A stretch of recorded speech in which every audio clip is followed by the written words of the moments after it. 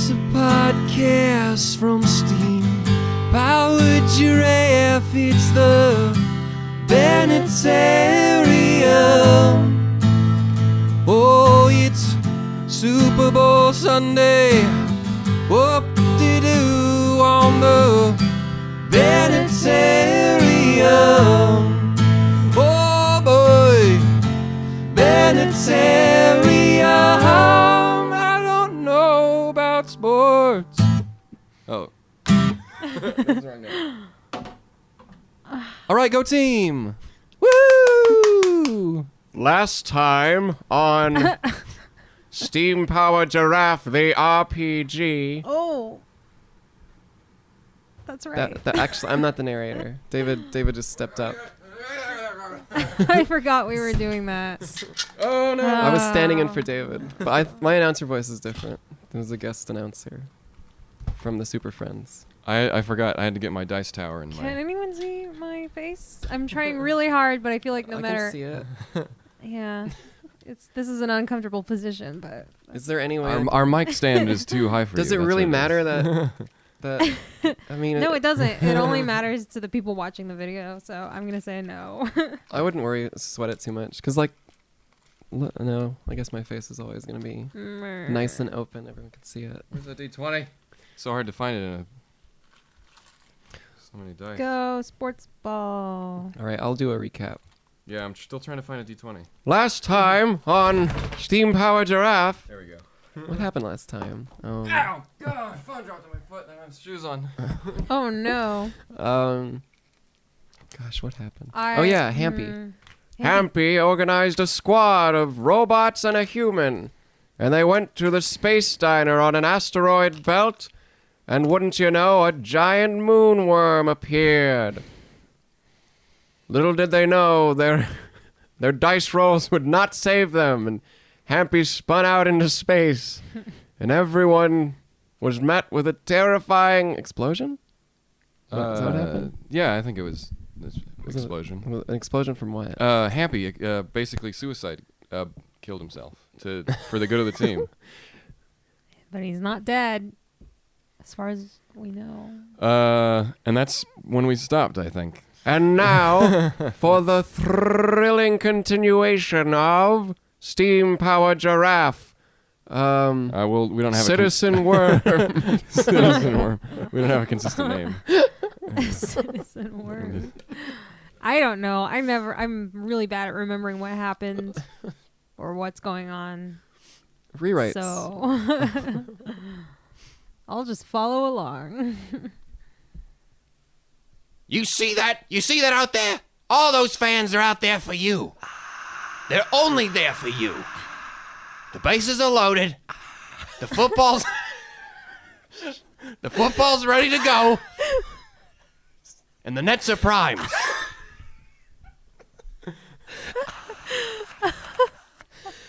That sports drink endorsement, it means nothing.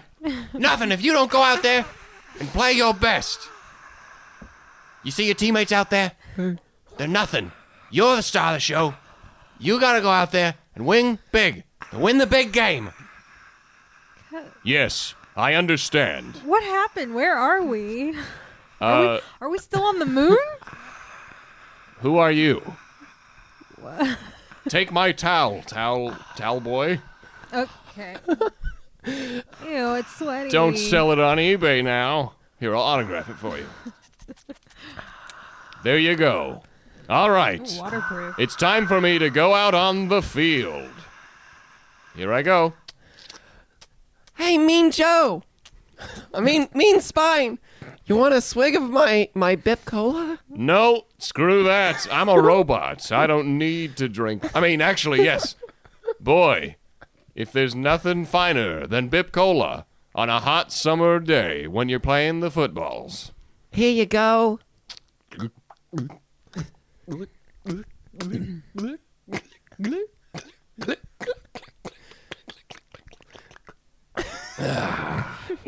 Make sure you drink all of your Bip Cola. I don't know how to burp fake it. I only offered you a sip.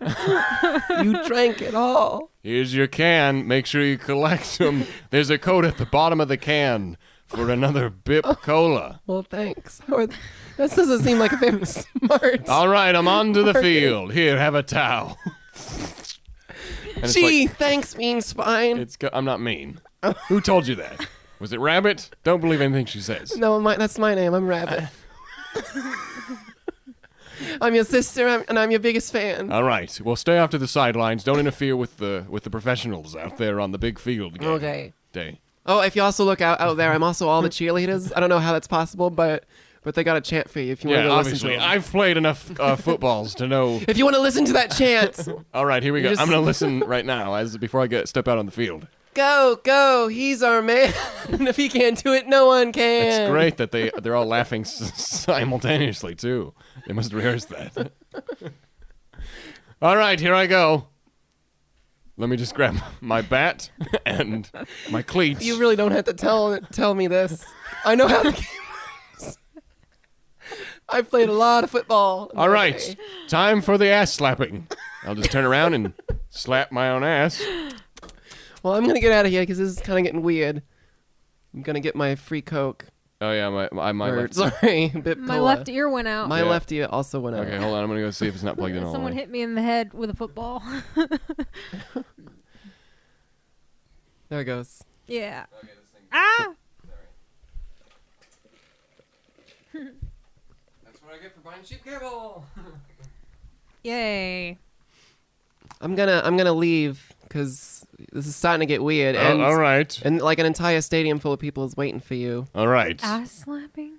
Yeah, that's when you take both of your hands and you reach behind your back and you slap your butt. It's all sports teams do this. You don't touch anyone else's butt, just your own. It's true. All right, time to play the sports ball. Here we go. Bases are loaded. The fans are ready. They've been patiently waiting for the last few minutes while I do my endorsement deals and sign autograph towels. Towel autographs. Autograph towels. All right. I almost forgot my sports helmet. Here I go. Ladies and gentlemen, the star of the show, the spine.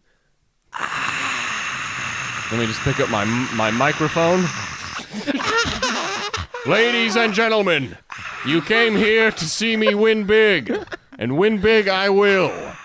For I am the Spine, football hero the Spine. It doesn't matter what team I'm on or who the opposing team is. As long as I win, everyone wins. All right, here I go. Time to make that home run goal touchdown. The Spine takes to the field. Boy, does that sports helmet look real cool. Ah, he's a professional. Look at him go. All right, the pitch is... the pitch is on that plate. Spine swinging around, getting ready to do that tackles. And... the batter pitches to Spine. Spine hits the ball. Oh no, he's running. He's running around today. He got it in his hands. Oh, he's tackling. He's tackling now. Oh, he's kicking the ball. He's kicking the ball. Score! He got a goal. He got a goal. Here he goes. He's running around. He's running around. He's running around in circles. This is exactly how the game's played. He's playing it so good. Really great. This is the best sports ball that we've ever seen. Oh, my boy. Oh, boy. We'd like to take this time to announce that Bip Cola has a new drink out. It's called Sports Drink. Sports Drink by Bip Cola. It's the only drink endorsed by the Spine, football legend and hero. Go Bip Cola, sports drink. And in that time, Spine has already won the game. Spine has won the game. This is the best day of everyone's lives. Better than the moon landing. No one will compare. This will go down in history as the best sports ball game in the history. Football hero, the Spine, ladies and gentlemen. And now let's go to words from the Spine right before the big day's over.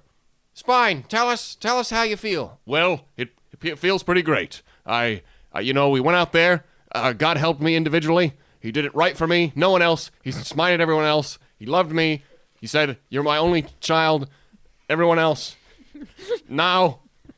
And He was rooting for me. I knew God was a fan. Jesus as well as all the other 2,999 gods out there. It was very good. Thank you, Anubis, Hades, Satan, and other ones that I probably don't want to mention just because I don't want to touch that with a 10-foot pole. Disneyland also is coming to my house. When I win, Disneyland comes to me, and well, I'm going to retire as football legend hero Spine. Football legend Spine hero, so amazing. The Spine. It is me, the god of all pigskins. Oh, did I summon you with my awesome touchdown goalie home run? You did, Super Bowl Spine. Super Bowl Spine? Are you knighting the Super Bowl king? You've always been the Super Bowl super champion, and you will save the world, the wide, wide world of sports with your Super Bowl bat. Yes. Now that I have the solid gold Super Bowl bat, I can finally Wake up from your concussion. wake up from my concussion. What do you mean? I thought I was knighted and The kinged, Spine, and now wake I up. scold the goals. Wake up. and There's the no rest. such thing as a Wow. pigskin god. Go, Spine. He's our man. If he can do it, no one can. What? Where am I? The Spine, wake up. Why are we holding hands? I don't know. Oh, I get it. We're flying. We're still out in space. What the? Well, I thought I was Super Bowl Spine. No, you were never that. I thought That's stupid. Well, I don't even know what a sport is. You don't know how to play. Yes. I thought I won the big game. There is no big game. Not anymore. What happened? The worms. They Oh, right. took over Earth. I am now remembering. They Hammy. took over Earth because you had a concussion What? and you didn't get there in time. Well, that's not what I remember. And worse than that, I won the Super Bowl. No. And I'm the Super Bowl Rabbit.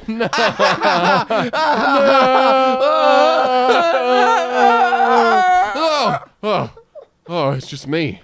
I'm just me in my bed. And there's no Super Bowl.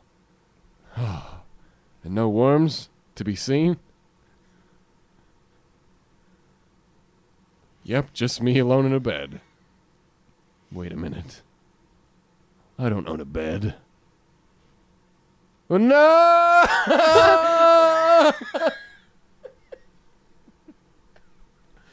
The Spine. We're still fighting the worms. Oh, no. Wait, what happened to Hammy? Is he still alive? Was that just a dream? I don't know what happened to Hammy, but Hampy, he went blitzkrieg and he totally just bombarded the one with everything it got. But I don't know if it did anything, but it certainly sent us flying into the stratosphere or whatever asteroid belts have. How long have I been out? How long have we been flying away from the explosion? 4 days. Oh boy, where's Walter Worker Chelsea?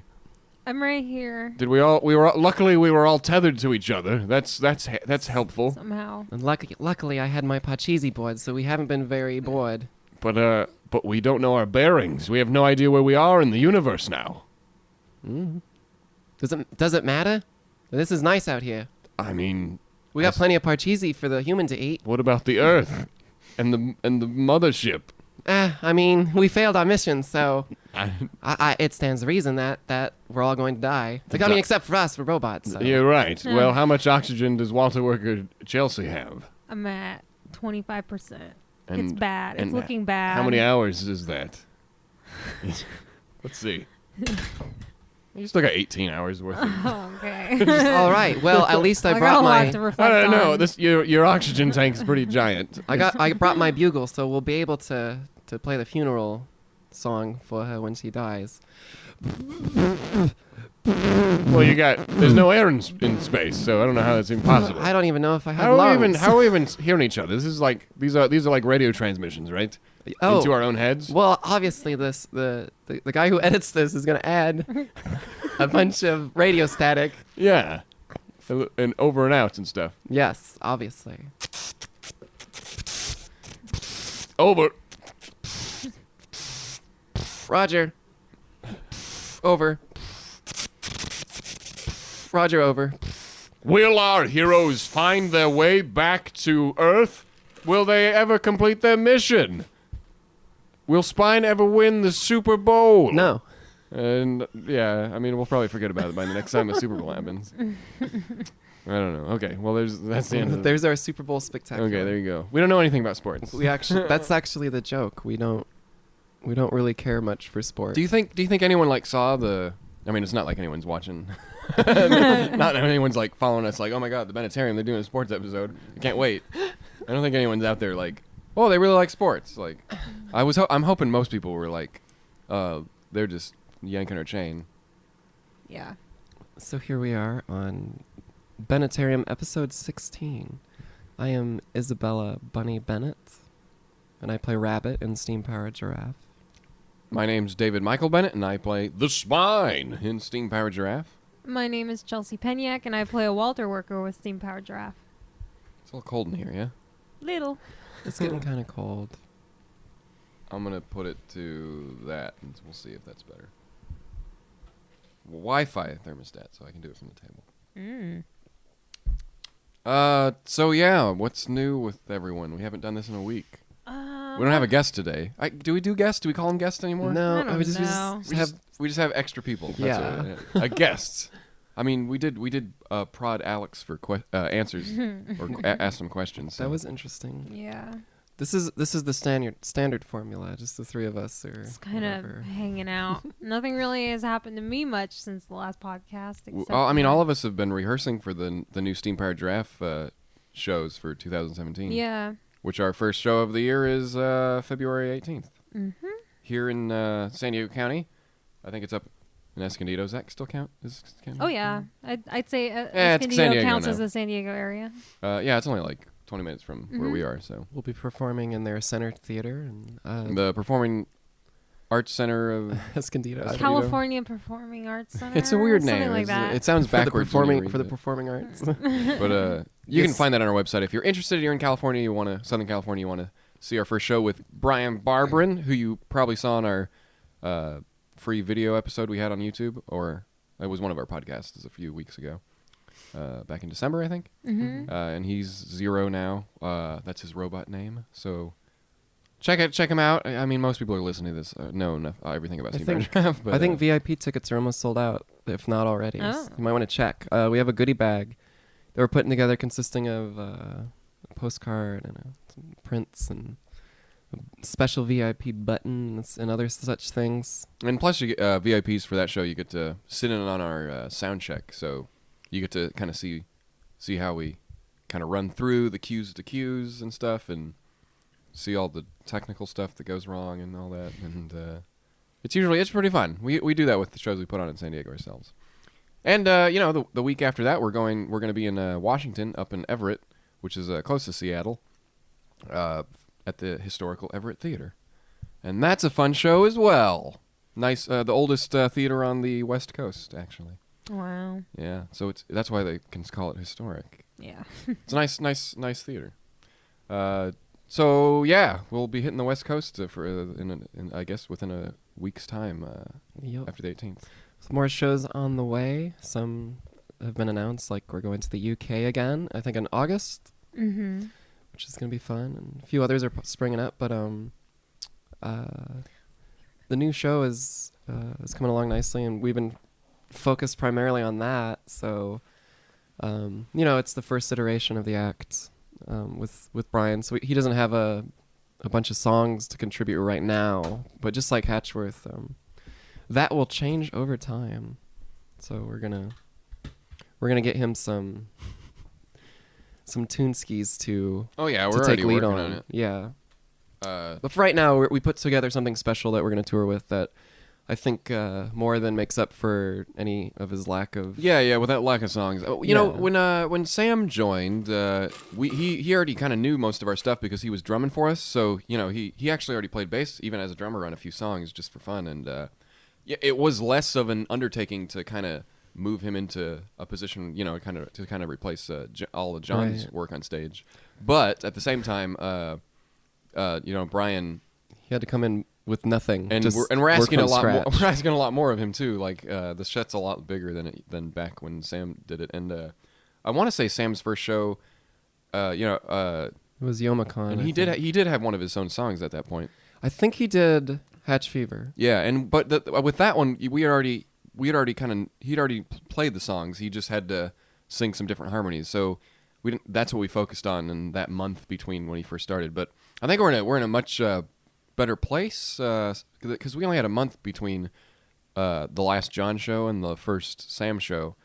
This one, since it was more planned and it wasn't just like out of the blue. Well, not out of the blue. It was everything's planned to some degree. But this one we had like good. Sam let us know well in advance, like, oh, this is what I want to do in the future. Once you find someone, let me know. And then, he passed the mantle on. And, we had a little more time to kind of rehearse, make sure we found someone who was a good replacement. Yeah, we've hopefully gone above and beyond and changing up the act enough. There's bits that we're not retiring because they've only seen the light of day for so long, or this and that, and there's time restraints, but it's coming along really nice. I think you guys are gonna love it, and we never want to get stale. So, the act's changing, and new songs will be coming up, and old favorites, just like always, and totally new energy. So if you've seen our show to death, well, now's the time to rediscover it. Oh, yeah, especially with Brian adding to the mix. Completely different stuff than what Hatchworth, the character brings. Zero's going to be a fun addition. And I'm sure in a year's time, if you see some of these earlier shows, it's definitely going to evolve and change. Oh yeah, I mean, we're probably not going to do the set for more than I would say a few months because we'll want to be throwing some songs in for Brian because he has a few parts in some of the songs that to sing lead on, but it's a lot of Bunny and I right now just because he's learning the, as we like to call it, quote unquote standards, that. And now he has a basis for that, we can go and play a show. Yeah. But we're already working on a song, so I'm excited to see what we're going to do. It's unfortunate that he doesn't have, because that's the whole thing of the act, is that each Yeah. robot is a lead singer for a couple songs, which really just gives you variety. It So also helps the other performers on stage. They don't, because Bunny and I had to add at least one or two songs each to, yeah.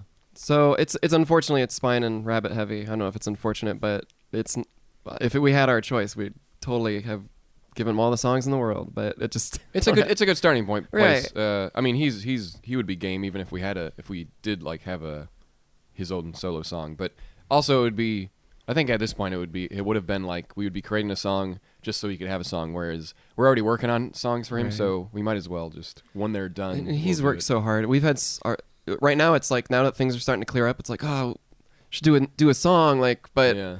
So we'll be working on that, but we've come so far from all the work that David and Brian have done on learning the harmonies. We've been tightening the harmonies, and Brian's been learning all these bass parts from nothing, from absolutely Yeah, having I no mean, knowledge of playing the bass or anything. He's musical, he's done musical theater. He has his own band that he sings lead in, but he doesn't play any instruments other than I think piano and pretty much just chords. Nothing like a virtuoso or anything. I think he's a little better than me.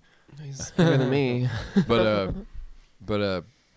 But yeah, he started without playing guitar and stuff. So it's been that was the hardest I think hurdle was teaching him an instrument he's never played before. But I will say with his musicality that he already has, it came pretty easy because he already understood timing and stuff like that. Yeah. So It's pretty exciting, especially now that we're light at the end of the tunnel. It's nerve-wracking, I guess, exciting, and just Yeah. because everything's so new, and we're gonna go on stage, and it's gonna. well, it's also good that our first show's in San Diego. And then he gets to experience a week after that a traveling show, quote unquote. Right. So we get to see the two differences, and we Yeah. get a little more security with the San Diego show because you can put your makeup on at home and drive to the show. Yeah. No, it's been like months. I mean, months of working on it and build up, and it's exciting. There's like, I have pictures and stuff I want to share on my phone because there's so much that the fans haven't seen that, hasn't seen the light of day yet. And it's just that anticipation of like Yeah. bringing it to them. Everyone's been working really hard. I'm really proud of the company. You guys with your stuff that you've been working on. And it's really great. I mean, yeah, but speaking of things that I filmed some bits with some of the robots, and I lost the videos. Oh, It's no. unfortunate. Gonna have to do more. I was hoping to post them because we were doing some improv little If while you're makeup. if you're listening to this and you're not an Engineer-eteer, obviously the people who are watching this live as we record it are Engineer-eteers. But if you're just listening to the audio podcast, we did release an acoustic version of "I'll Rest with You" that Brian, Bunny, and I did because people really wanted to see like, oh, can we see Yeah. some of the rehearsal? And we're like, well, we want to save it for the show. But yeah, we did just an acoustic version of "I'll Rest with You" together, so you can kind of see how it goes. So if you were interested in seeing that stuff, that's kind of what we do the Engineer-eteer program for, is to kind of show the behind the scenes process. Just another way for people to support the band. We'll probably do another one next week or so. Yeah, we want to do more. We're just like finding It's time. yeah, and plus you got to do a song that's not going to spoil the show for anyone. So, but yeah, hopefully this counts. I don't know. I mean, we love talking about our process to an extent. So, thanks for tuning in and listening. I mean, we kind of made the Bennettarium to be, and I mean, in our minds, whatever the heck we want to talk about. So it can be a Steam Powered Giraffe podcast at times. But that wasn't the initial idea going in. Like, you want to keep it open to... Sure. Yeah, to but There's be only so whatever much you we can want. talk about Steam Powered Giraffe. Yeah. And now that, I mean, especially like in the last few weeks, like we've literally had nothing but rehearsal. There's nothing to Yeah. talk about. Yeah. I'm gonna get some water. Chelsea will have to continue while I eat this sandwich. Oh, yeah. Well, Tell us, since we did our improv thingy, maybe you should tell us about what's going on in your life. in my life... What's going on in my life? I don't know. Kind of the same as you guys. I've been rehearsing a lot with you, and I mean, my other job is with the ballet, and I do tickets for them and photos, and not much to talk about here, I guess. I mean, as far as my jobs are concerned, most of the stuff I've been working on has been Steam Powered Giraffe related, so I'm not going to talk about it until we do the shows. But I don't know. Nothing exciting has happened in my life since last week. Except for my kitchen incident. I cut myself chopping vegetables, and that was my big wow, yay. That's what's been going on in my life. I don't know. What have I been doing? I don't know. It's been a lot of rehearsal. I mean, I've been working on stuff here and there and streaming a little bit. Things have been kind of mellow, but just because... It's like the calm before the storm. I mean, I'm feeling that because we've got a few shows coming up, and right now it's not a lull, but it's a lull in stuff we can talk about, I guess. Not only that, but we're so preoccupied with building this show. It doesn't leave a lot of room for... mostly I'm just For trying to personal relax. life. Yeah, like... I mean, I've been like taking it easy, watching television. I've been binging Twilight Zone for like the last 2 years. Like been like watching it. I'm on season 3 now. Nice. But honestly, like lately, because I've had to stop like the comic and all these other projects, just because my brain is, there's only so much you can do in a day, and it's like what needs to come first is a live show. There's kind of been an anxiety buildup, which I know, I'm pretty sure David gets it kind of the same. It's like you got to keep working, otherwise start feeling guilty. So I have a bunch of projects that I just David's dropping egg salad all over himself. Yeah. So yeah, I've been having trouble sleeping. I mean, I keep waking up at like 8, but just with really restless nights, just tossing and turning, like so many worries. And if it's not work, it starts out as work, and then it turns into like just bad thoughts, and that's never fun. So I don't know. My anxiety is highs and lows constantly. I don't know. I think I just got out of a really bad stint of anxiety. Well, we were talking earlier about And now I'm okay now. coffee and its effects on. Yeah. And if I have coffee after noon, I'm gonna be riddled with anxiety Oh, yeah. late into the night. Yep, like up until 4 or 5 in the morning. Yup. It's like you can't have it after a certain hour.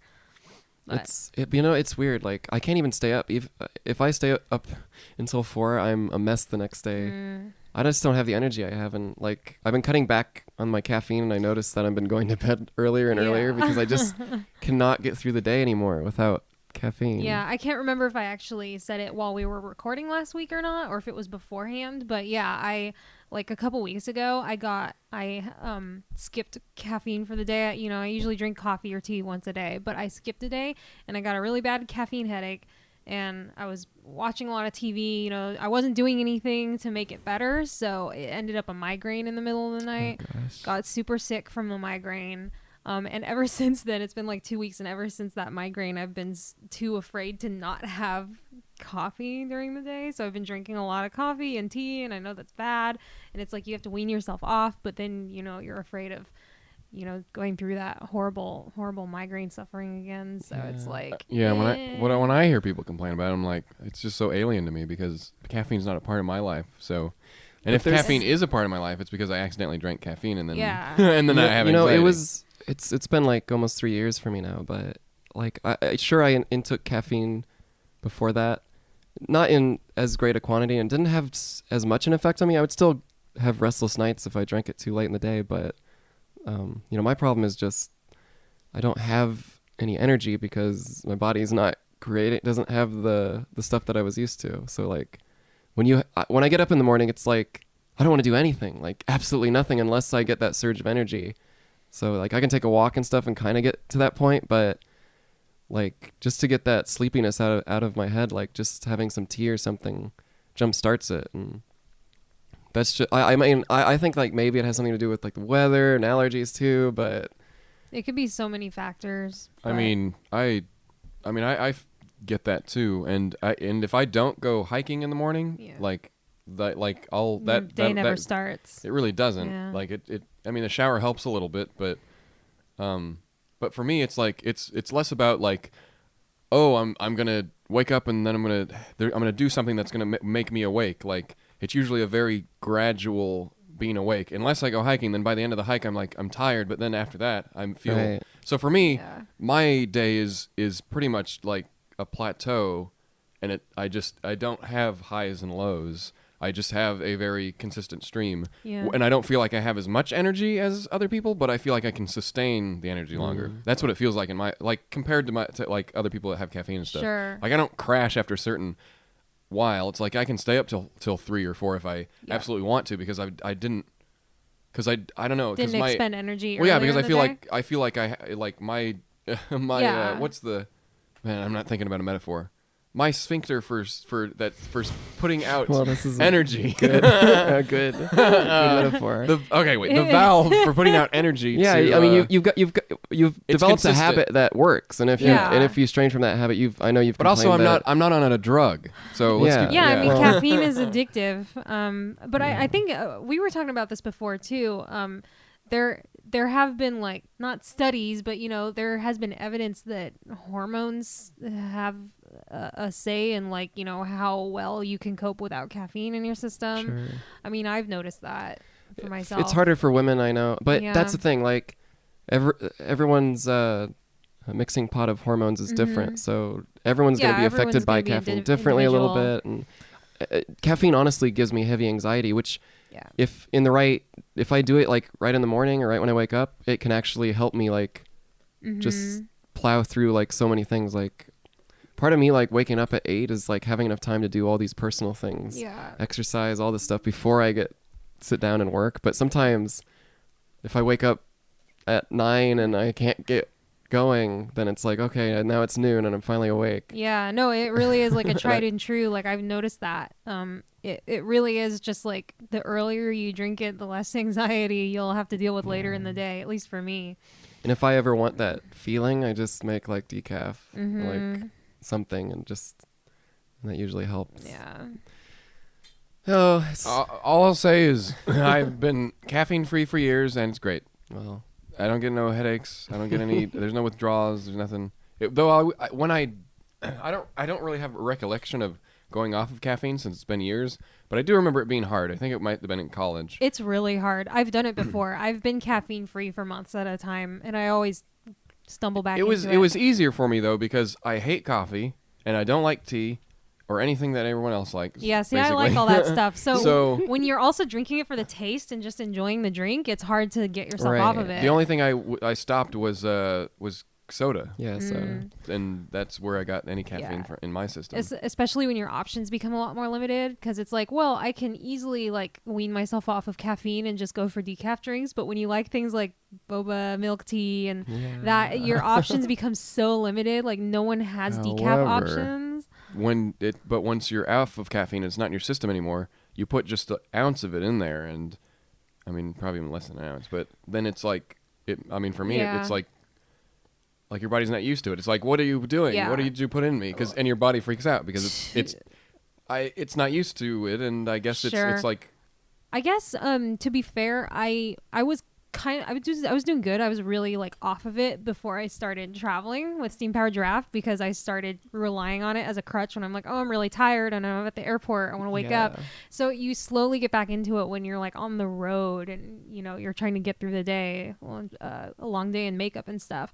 So I slowly like got back into drinking coffee regularly a few years ago, and maybe that's why I didn't notice it as much as a shock to my system when I started going back on it, because it's like I don't know, like because I was so tired and so out of it when I started drinking it again, that it was like I wasn't noticing it as something negative in my system. It was just helping me get through the show or something like that. But I mean, you probably had it somewhere in your life because Yeah. I mean, maybe, I know everyone reacts differently to it, but I remember at a time when caffeine would almost do nothing for me because I was drinking, I don't know, probably Coca-Cola all the when time I or was a something. lot younger, yeah. But then, like now, it's like if I have caffeine, like my day's ruined. Like I have super anxiety, and like unless I'm like super tired, like it can probably get me to like a normal level. But I think I still have the anxiety. On that note, like, yeah, caffeine can be it's a big detriment to me. Like, it does crazy things to my anxiety. Like, so like the weak teas, I swear, like tea is not as caffeinated, Yeah.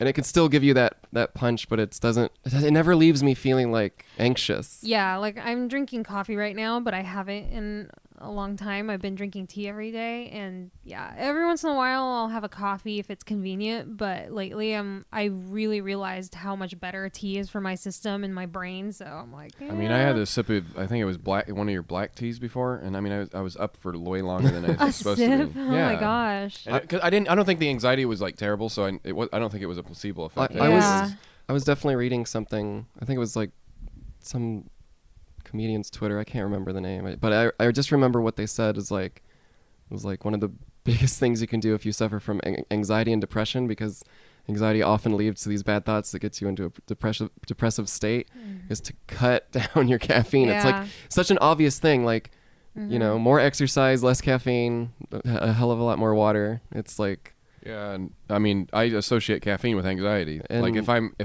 have anxiety, I had caffeine. right. I mean, that's just. I mean, when I hear you guys, it's like two different lives. Like I can't even relate, unfortunately.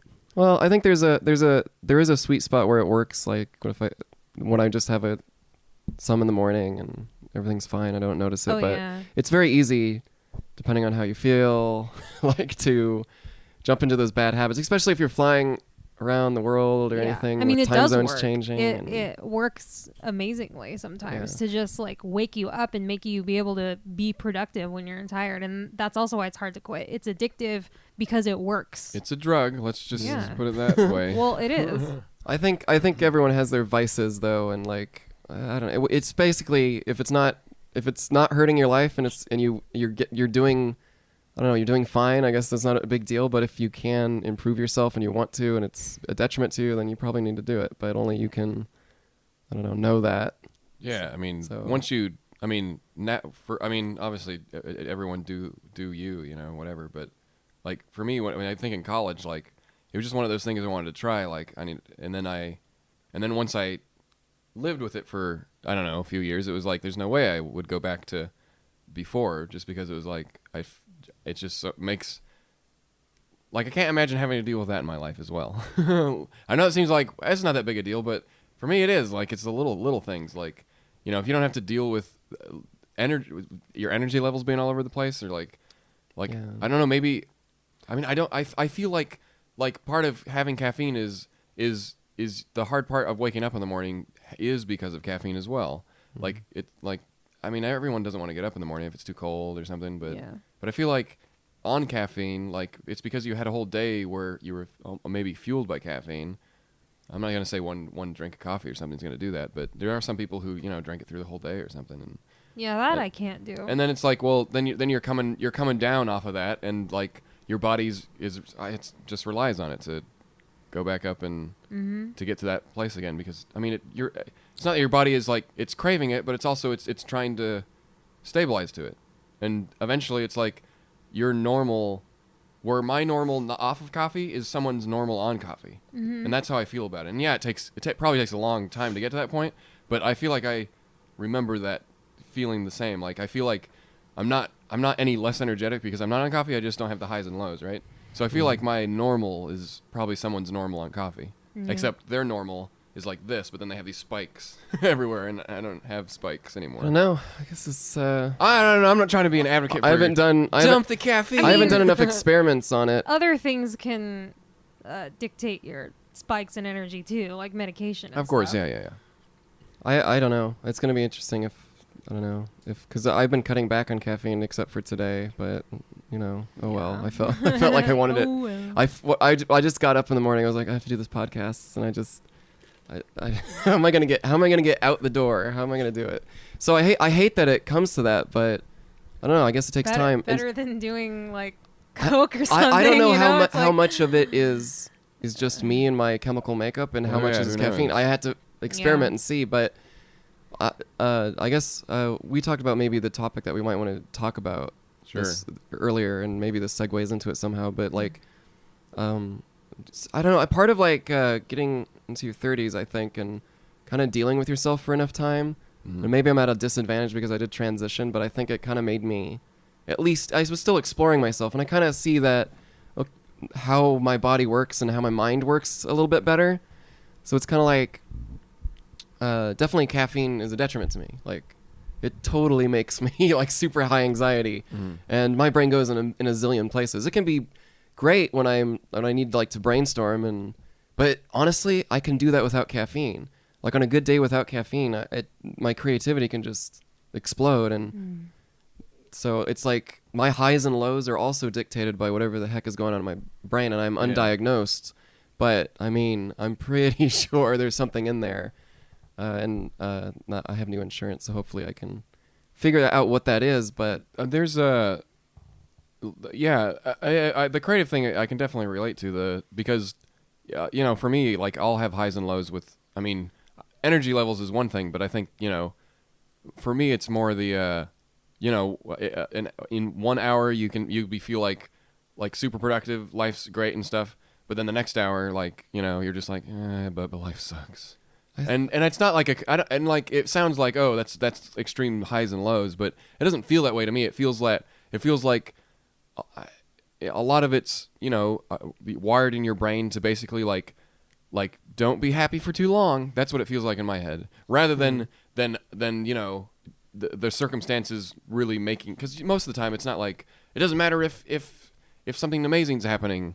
Like it's more that there's always, for me anyways, there's always the trepidatiousness of like oh, what bad is gonna happen, like I'm gonna go check the mail and it's time for an audit or something, you know what I mean? Like right. that's how I live my life, and that's not really anxiety. It's more like you're programmed to expect the worst. Yeah, and at this point in my life, it's like I'm not as affected as I am because I just assume like, oh yeah, I'm gonna open up an email and there's gonna be a ton of work for me or something. Yeah, and like just to put it in perspective, like not comparing or anything, but yeah, compared to the way you say your brain is kind of wired to think, I can honestly say that I can't relate to that. I don't have that. Of course, when I'm I've suffered from like anxiety my whole life, and of course I can be in bad moods where like my highs and lows are by the hour, but in general I don't have that sense of like oh, I can't feel happy for too long, something bad's gonna happen. I think it doesn't. It kind of I don't really know. I mean, I'm only speaking for my own self and experiences, but for me, I think it stems from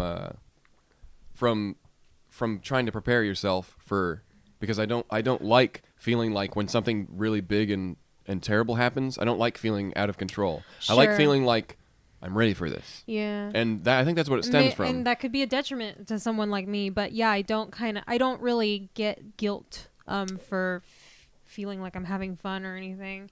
I mean, sure, after a while, but in general, I don't have that feeling day to day. I think I mean, and once again, humans are super complex. I Yeah. think half of that is because I don't like the feeling of that shock of going from a high to low when, you know, I mean, this is just like an example. It's not nothing that happened in life, but you're having a good time, and then you get that phone call and someone died, and then that's what I'm trying to avoid. Is like constantly preparing you for. But to be fair, if someone bad. if you get that phone call, there's nothing you can do. It doesn't matter, even if you were if you were feeling shitty before, you're gonna feel real shitty after that. But it's kind of like the idea that I don't like those big drops, and I'm trying to avoid those in my life. I actually that exact situation actually happened to me in my life, but I still don't.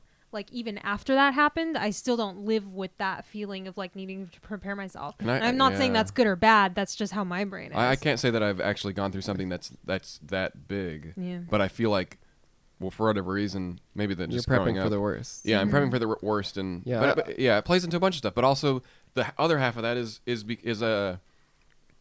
why you don't enjoy yourself too much is probably from my childhood upbringing.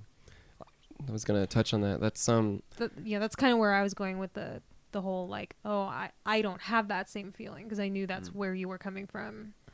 Different experiences. So it's in this situation with the three of us. It might be exclusive to David and I, and I think there's a reason for that. When I was my last therapist thought it was pretty evident that trauma was one of the big culprits in how my brain reacts, which it's hard to know if that's true, because you just get so used to how your brain works. But but thinking about it, like just through the stories I told and stuff about our upbringing with our mother, she was convinced that basically, I mean, I guess it makes sense that I'm prepping to be hit.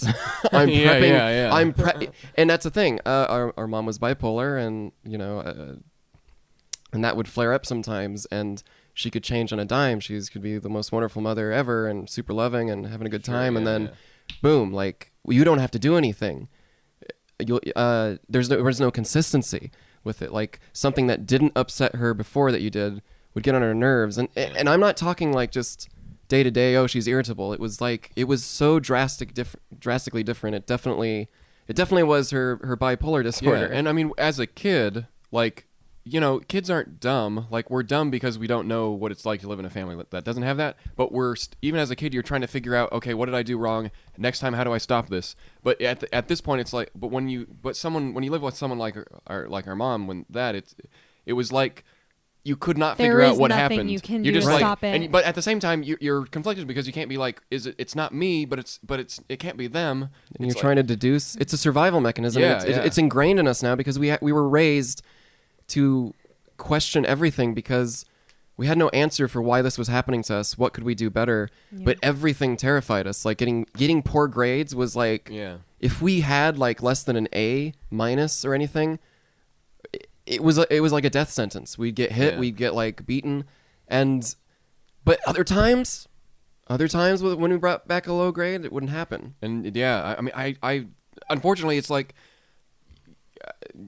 I remember, together we probably remember almost a whole child's upbringing because we only remember certain aspects of stuff. But I definitely remember those grade things. I remember maybe one of us got a higher grade or a lower grade, and I don't know specifics, but I remember either it was, and after a certain point, I'm like, wait, did that happen to me or did that happen to you? Right. Because I'm like, our mom did this great thing where if one of us did something wrong, she'd praise that one and you know, I remember something like really just be a bitch to the other one, like you're the scum of the earth or something. Yeah. Right. And I remember I remember us being in those positions multiple times. Like, she basically wanted us to compete with each other for her affection. That sounds like that sounds like what was happening. And our dad never did that. He was great. Like, I mean, not, you know, obviously he's not no one's perfect, but like, he was much more consistent. Even no one wants it. Once again, it plays into other stuff. I know we're probably going to get distracted, so hopefully we'll stay on topic. But, like, you know, one part of our lives that I feel like, I mean, you can always take positives from it, is that you only know what happiness is or what good stuff is if you've experienced the bad, because then you know what you know what not to become. You know how not to treat people to a degree. You know what I mean? If you've experienced that, you have to know the lows to know the highs. Because if you have highs all your life, you kind of take them for advantage, and you kind of just sit in that middle ground right below it. But then it's like, when something good happens, like, I don't know, it means more when you went through some shit. Like, and maybe that's obvious. Suffering can lead to an appreciation. Definitely. Yeah, I think that's the easiest way to put it. But it also is because like you have a better understanding of like why it's important to be good, I guess. And maybe that's just talking about morals and stuff. But like you kind of realize like, well, I know what it feels like to this, so I'm not convinced that maybe that our upbringing would always create people like us. No, yeah. I mean, I don't know exactly. Like, there's probably so many factors at play, like genetics and upbringing. It's nature versus nurture. It's probably a combination of both, and we can, I don't know, like our diets. We're lucky. How many sodas we had? We're lucky. We're not worse people than we are. Yeah, like, I mean, I think that I don't want to toot any of our horns, but I mean, we're definitely. I feel like we're doing okay as people. Yeah, like I mean, we are in some public light, so obviously it's like it's a little more scrutiny. I mean, yeah, people expect more of us. Yeah. But I as people, I feel like we're normal. Yeah, and I mean, just as an outsider who only knows anything about your experiences based on what you said in front of me, just because of what you said just now about like, oh, it was kind of like she was making us compete with each other. Yeah. It kind of like, from my point of view, it's like the fact that you guys collaborate on this piece of art in your lives, this group, is like the biggest FU you can give her. You know what's interesting though, and I think Dave and I kind of have that rivalry still going, but what it kind of challenges us to constantly create new things. Yeah, I mean, you could have grown up to hate each other. Like, the fact that that's not true is right. Like, if really I make amazing. like a piece of art, David's gonna bring something and he's gonna one up it, and it's the same. I mean, it's a subtle thing, but I notice it. Like we challenge each other. Well, there's healthy competition right, and unhealthy. I think for the most part, it has actually created like an engine that keeps us working and keeps but also us it's like I think we always know in the back of our heads it's like, well, if Bunny wins, I win. You know right, what I mean? I mean, I'm like, honeybee. Diamonds, boy. I'm sure glad I was that giraffe in there. I'm sure glad I was So I could take some around credit. when Honeybee got all his YouTube views. Like that's how it feels. It's like, yeah, I mean, because then it's like, well, it's not. There's not as much pressure because there's another person that's also doing the same stuff. Yeah, that's just a beautiful aspect of it. Like you guys really are like in it together. Yeah, I mean, it is. I mean, a beautiful aspect of the competition you have, like right. where it's like, well, yeah, you'll always be like you said, it's an engine that kind of keeps itself going, but it's like in the end, like you said, you guys are kind of always benefiting from each other. Yeah, I mean, which is good. I mean, even stuff that I don't know, one of us might think is negative, I see as positive. I mean, they're just I don't have too many bad memories of Steam Powered Giraffe. I mean, other than like, oh, we almost missed our flight this one time, or that kind of stuff. But as far as like developing stuff, like in the end, I can't imagine it going a different way that I would be more happy with. Yeah. I mean, it was Steam Powered Giraffe was a great education. We never worked with people who were god awful to work with or anything. Like, no, we just we grew up and kind of got more knowledgeable of how to deal with people through Steam Powered Giraffe. Like we saw our friends change and mature, and we were changing as well. So it's like, well, also working in a group takes it takes a little bit of effort to try to learn how it works in different because there's different chemistries with different people, and you kind of adjust to who you're working with. I mean, that's happened even with Brian. Like, it's a completely different environment compared to like with Sam or Mike or John or even Aaron, even back in the day. I mean, I think that one of the harder things. I mean, this is also derailing a little bit. Like, you go to if you're doing theater or something and you have to work with a cast and you don't know anyone there, like that's a completely different group of people that you're only working with for maybe a few months or something. And I'm just glad that we have this because we've kind of made a safe haven for us in a way. Oh yeah. I mean, I think we challenge ourselves enough and challenge each other, so it's not like we want to improve. We always we always look at what we just made with so much scrutiny, and we always think, how can we do better? We're never pleased with anything we create. We're always like, because if we were just like happy and stagnant, no one's gonna listen exactly. to us. If you were just content with it, like it would become stagnant. But I mean, at the same time, we're never going to be like, here's our new album, it's okay. Yeah. I mean, we're gonna, it's like it's come see our new creation. Like we don't need, we definitely don't want to point out that. But the creators, I mean, they're happy with it, but like they're never gonna be happy with it. Well, the artists are never. Yeah, but I mean, no, like obviously we're proud of the work we do, but I Yeah. mean, after an album's released, I mean that's the easiest example is obviously we want to go and change stuff, but We're always going to be chasing something, so And it's yeah, healthy, yeah. I think. Yeah. On working with each other and having worked with other people, like, I just remember my last like theater show. I won't say what it is or anything, but it was working with those people. It was just I had never seen so many prima donnas, and I could not understand like I didn't understand like why this was worth it. Why was I doing this free show around these people that were maddening? Like I was working one of the lead actors I was working with. I was like a sub character. Like I don't know what. No, I wasn't one of the. well, there I was one of the kind of one of the leads, but yeah. But working around him was just so awful. Like he was a good actor and everything, but like when it came time for scenes and stuff, he'd tell me to do something. When I did it exactly. I remember during the show, like he said to me, like, "No, you have to really grab me." I'm like, I don't want to hurt you. Like if it's too much, but he kept forcing it on in the rehearsals. And when I did it, finally on the live show, he hauled off and hit me on stage, and I was like, and I had to basically like improv on the spot, like, dude, like you gave me so much shit for this, and I called him on it afterwards. But he just kind of brushed it off like, oh, it doesn't matter. Like, yeah, you did. You freaking hit me. And Jeez. the audience laughed because you broke character.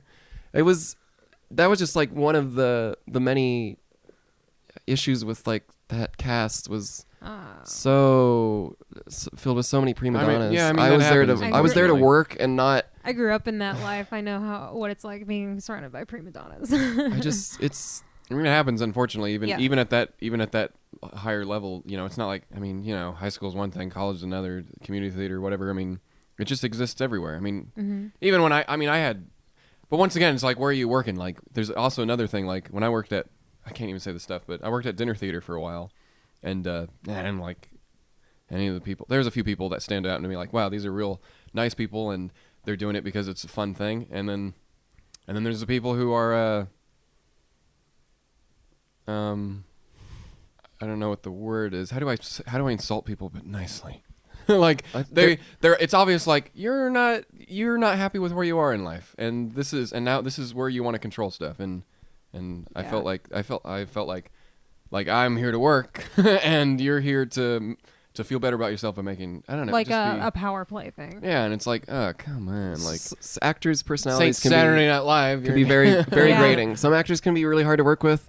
Everyone has a bad day, like it is stressful to act and all that. So I mean, everyone has a moment, but it's just I don't know. I feel from our past, like you and I, like I don't think anyone thought that. No one thinks about other people, but like I feel like the places we fit in, like we had some leads and stuff in our day, but I feel like we were able to fit in to the puzzle pieces of productions or whatever pretty easily. Like we would conform and like, oh yeah, we fill in these parts, we do our job well, and no one kind of notices us, kind of deal. I felt that a little way. well.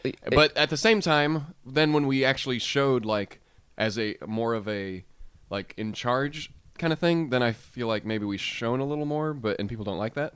But Yeah, I think when you're not the problem, it's yeah, but I don't know. It's difficult, like the world of acting and working with the cast and stuff. It's business, and it's Brian would be it would be a nice. I mean, the hard part about a podcast is like you and I can talk a little more candid about it because like our stuff is.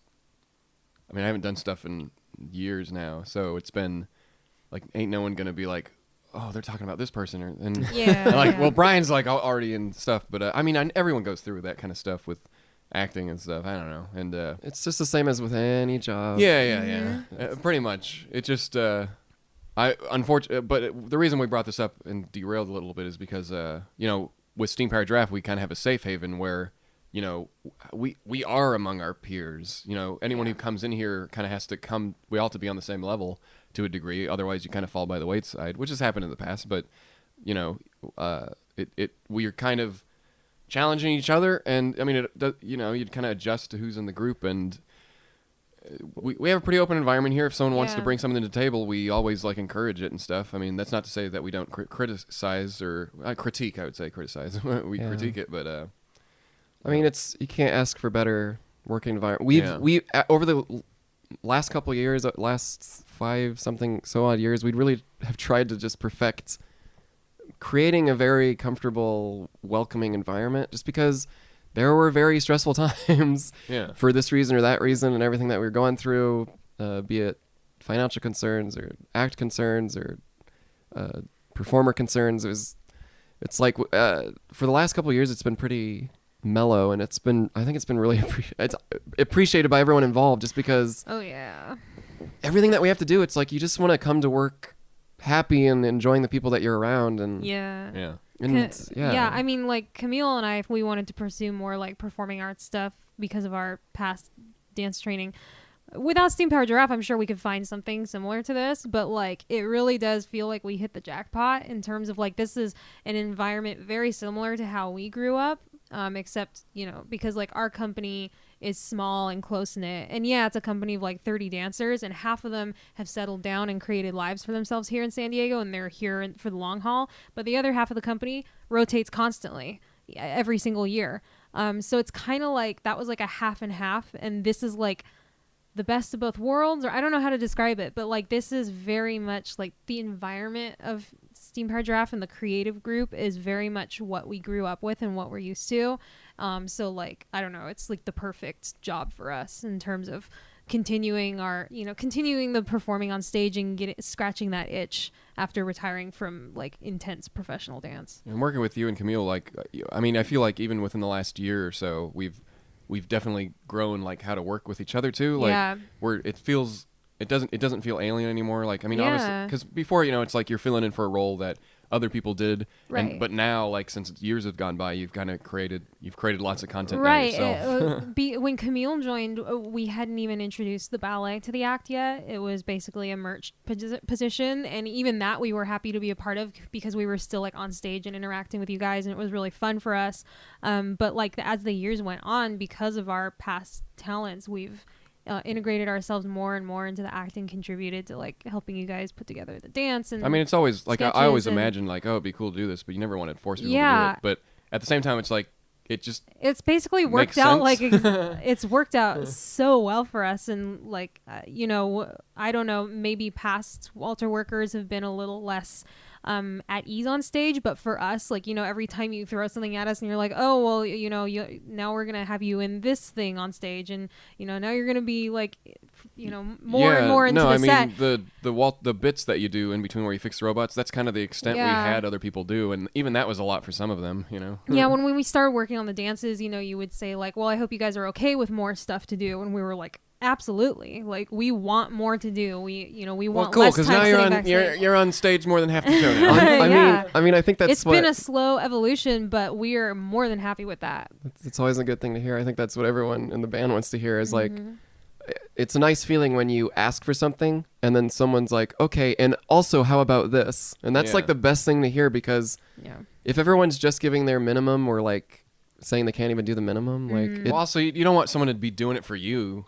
Right. You want it to be doing it for the I mean, there's a little bit of give and take give and for take, everything that we do, but Well, I think I've said before, when Camille was offered the job, she was actively pursuing a parade job at Disneyland, but this is like, she was like much more happy to land this job because she gets to stay in her hometown and still do something that's very more close knit and more our style than a big like corporate gig. plus you're recognized more and Yeah. you get fan art and stuff, and Yeah, you don't feel like yeah. a piece of, at least I don't think so, like a cog in the machine. right, like everyone has Exactly. a personality, and everyone is important and no one is important at the same time. I mean, I don't know if that's how it comes off. I mean, I'm sure there's folks out there who think we're all Well, everyone Yeah. can big-headed, interpret it right? differently. Yeah. I mean, that's the thing. Like, But I mean, at least for us in the group, it feels like. I mean, obviously for us, Bunny and I are the ring leaders. Helmsman.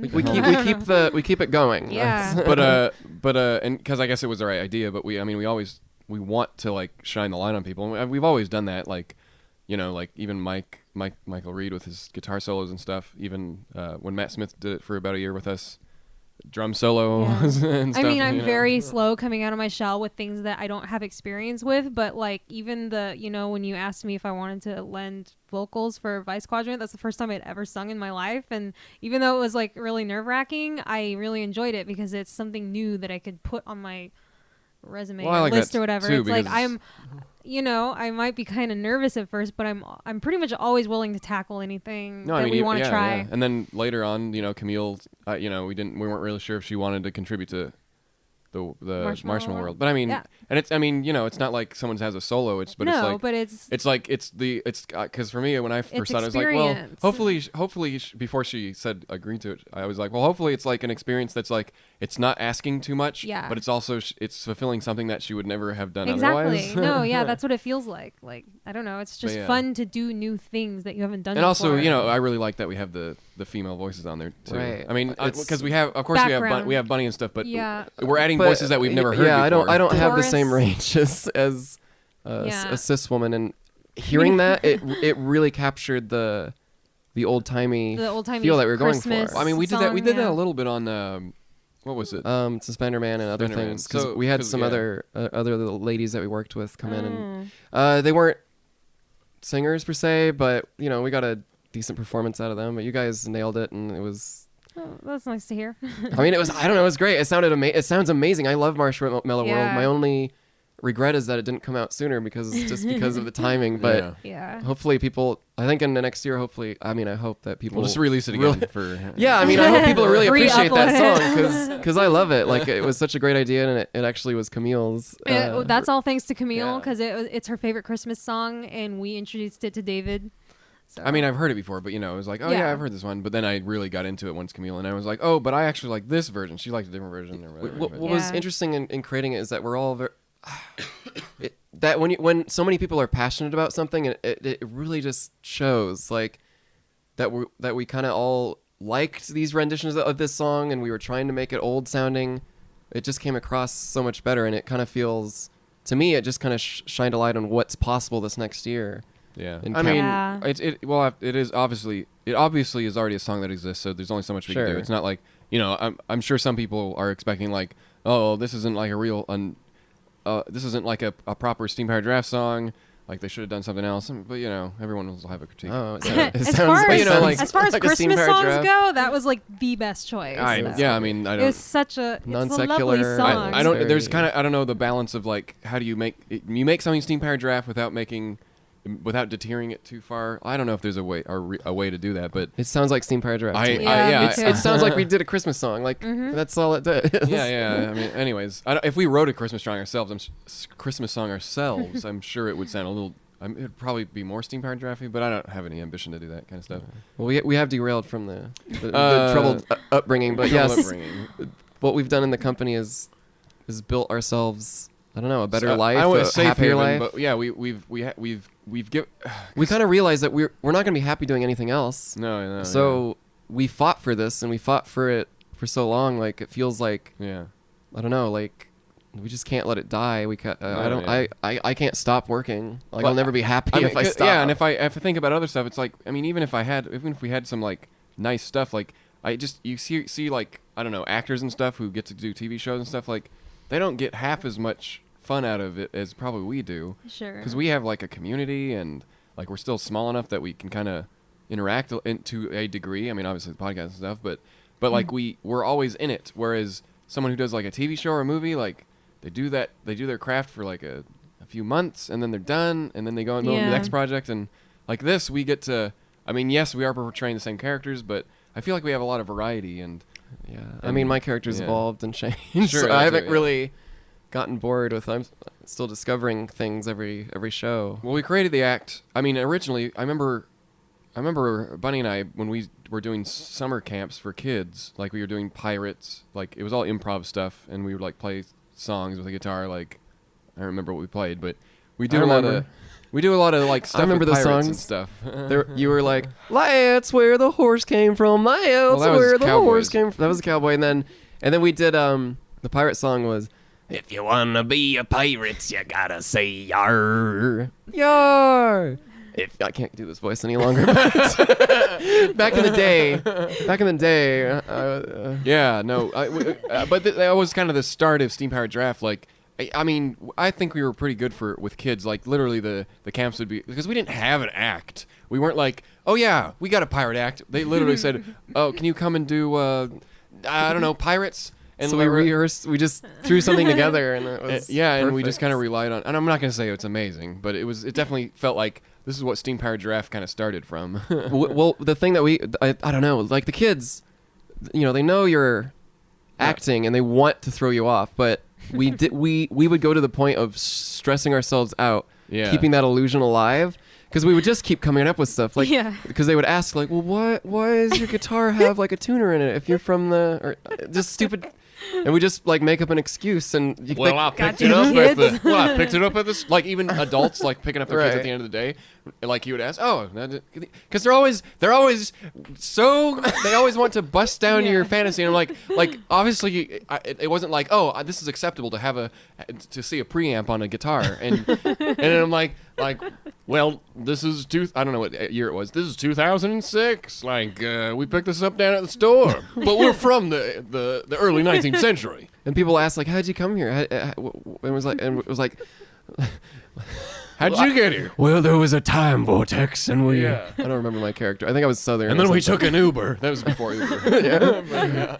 It's like, oh yeah, where's the time vortex? Off the coast. or we would do something like, we would go into the gymnasium. Like, oh, do you have a gymnasium? And then we'd be like, and then we'd stand there and like, look at the ship, isn't she great? And the kids would be like, what? Where's the ship? I'm like, it's right here. And we'd like do the miming of like, the ship isn't a giant gymnasium. And they would eat it up, and they'd want to. Yeah. If we get the kids participating, like we teach them a little mime skit or something, and the kids loved it because they'd get to pretend. And the worst thing about it was there a couple times you were asked to go to the recess with them. Oh boy, the recess. mean- Because it's like when they're in a classroom setting, even when you're having fun with them, like, doing mime stuff, like we're all like roping cattle, and like we weren't gonna brand them, we're like, and then we're gonna set the cattle free, like at the end of the day, like you're fishing or something. But and like everyone's laughing. But then when they go out to recess, it's like kid mode activated, and oh boy, I don't know, The energy that's real was tough. especially when you're trying to do a character. It was, but you know what it did? It taught us. It really did prime us for Balboa Park and everything. Like, just we never got heckled because of the nature of our show. Every like maybe once I remember, but like it really prepared us to just the wit and being able to come up with stuff. Maybe we're not as like witty as we once were because of it, but But I mean, it was a great learning experience just to like, I don't know, come out of our shells and really. Oh yeah, we're super shy people, like. But as a character, And as characters, you kind of feel on top of the world to a degree. Yeah. That's how I feel on stage. I don't want to say. You feel a little more bulletproof up on stage just because you're a ridiculous character. right? We can't really fail in Steam Powered Giraffe. And every show, I always get that like, oh god, it's exciting coming out, and then as soon as someone drops their pants, metaphorically, then it's like. I mean, I'll agree Like, that sometimes probably looks like our act. Like if someone's just seen it for the first time, like it probably looks like, oh, this is ham-fisted, this is very cringeworthy. But like, I mean, I think once people like see act from start to finish, they probably realize a little bit that it's like, no, I mean, this is the act. I mean, we're not. I don't know. Well, it's a comedy act. Like we just don't take it that seriously. I don't know. Like the humor, it might not be everyone's cup of tea. It's very dry, I guess, and I don't know, like it can be defeatist sometimes too. Like I feel like when stuff's going wrong on a show, like or like there's a lot of technical hiccups or I don't know something that's my always default to the spine, like, well, let's get to the next set. Well, I think part of the ongoing joke is that the band's not very good. like. I mean, they are just not in terms of like talent or anything. Just that it's kind of parodying a band, right? Like having these having prima donna moments, or like just that's kind of been the fun of it. I mean, if people who watch the act know the act, I don't think our act reads well if you just go and watch a video of our act. I think.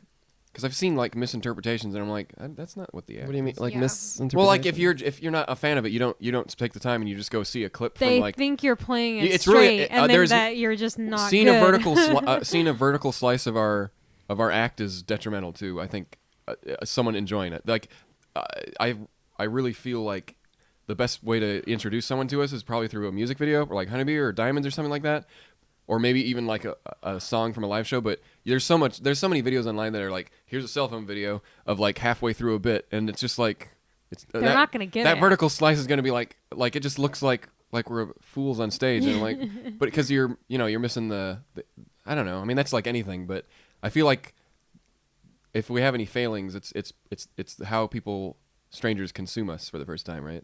Because no one comes away from a show unless really saying like, well, that sucked. They were like, oh yeah, it was entertaining, or they really love it or something. Like most people aren't. They don't have the same reaction as if they see a cell phone video on YouTube. You know what I mean? Like, it would be easy for someone to say you suck after seeing a cell phone video on YouTube. I don't think it would be as easy for them to say you suck after watching someone like a live that probably show wouldn't even go because to a live show. I mean, No, I've had but- people come up to me and say, like, to be honest, I didn't like you guys. I thought it was really weird and Yeah. cringy. And then I saw your show. I mean, Yeah. and they said, I didn't care for the music, just to be honest, but everything you guys do is like really stellar. Like, there's no comments on your songwriter or anything. Just that I'm not a fan of the styles that you're doing. But I've heard that many times. Yeah, like, yeah. And yeah, I mean, it's a funny act. And once you start realizing, like, we're not the characters. Like, we're pretty serious people, I guess. But like when we get on stage, it's zany. It's a cartoon show. But I think It's supposed to be funny. It's supposed to make you laugh. It's supposed to. part of that is, I think that's the reason why we're never going to be mainstream, is because like the people who are fans of us, they can digest us because they know what to expect. But I don't think there's no the easiest thing to digest. I feel out of all the video, I had to look at the internet because that's where most people digest things now. I mean, yeah, our live show, we can definitely draw on people if someone sees our act. But I think something like Honeybee, we didn't put in the comedy in that one, and we almost had that breakdown in the actual song. And then I think it was Mike's dad who was against it because he didn't like the comedy. They in our took me act. aside and said it's going to sell your short. No one's going to take you seriously. And that's what they and told me. And I was like, because for us, it's like we oh. didn't even think at that time. It's like, well, that's how we perform the song. Like, it's supposed to be that. We're a comedy I mean, I guess act. it worked out fine because. But I think in our heads we were like, well, we can have one song that's serious, I guess.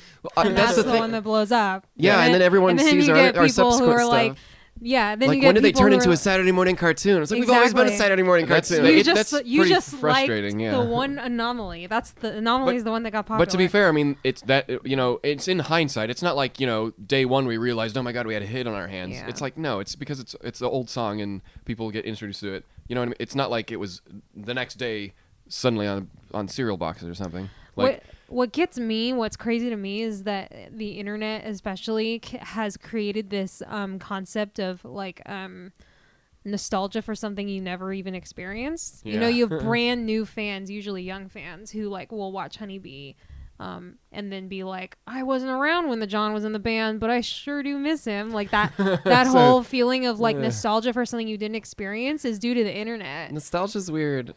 I mean, it makes everything that you used to like. Yeah. or not ever experience. Like, oh boy, this was. I mean, it's the same. I guess it's the same thing as if watching an old TV show and you're like, boy, the comedy was so much different back then, and I like it better. Like, but I don't know, for something that's like within the last decade. Well, we have a very difficult. I can't say that everything that we do is going to be a home run. It's just yeah. all we can do is constantly try to do different things. It's not like I can't imagine doing like more Honeybee videos. Like, we could do a zillion videos like that. Like, is anyone really gonna like? How many times do you want to see us in a real world location singing a ballad? Like, I don't know. we could do that. But I mean, it resonated with people, and I think it's more digestible to people. Like, oh, here's a sad song, but they're dressed as robots. Whereas what the act really is here's some robots singing songs, rather than here's a song and they're robots.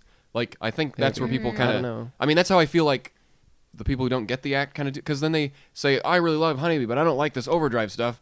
I'm not bringing up overdrive to harp on it, but it's kind of like Well, it's that's the because extreme. It's like You look at something like. that's the kind of comments you Yeah. saw when it came out. you're like, you're right, it's not Honeybee. I always like. It's not what we're I think going for. the polls, which I think is a very great music video, like in terms of, it's funny, but it's to me it's a piece of art. Like Yeah. Sam put this in to create something special. No one really likes it because it's weird. I mean, but fans like it. I like it because it's a piece of art. Like, it's Yeah. not. Right. He didn't. I don't think he sacrificed anything in his vision to do that. Like. Yeah.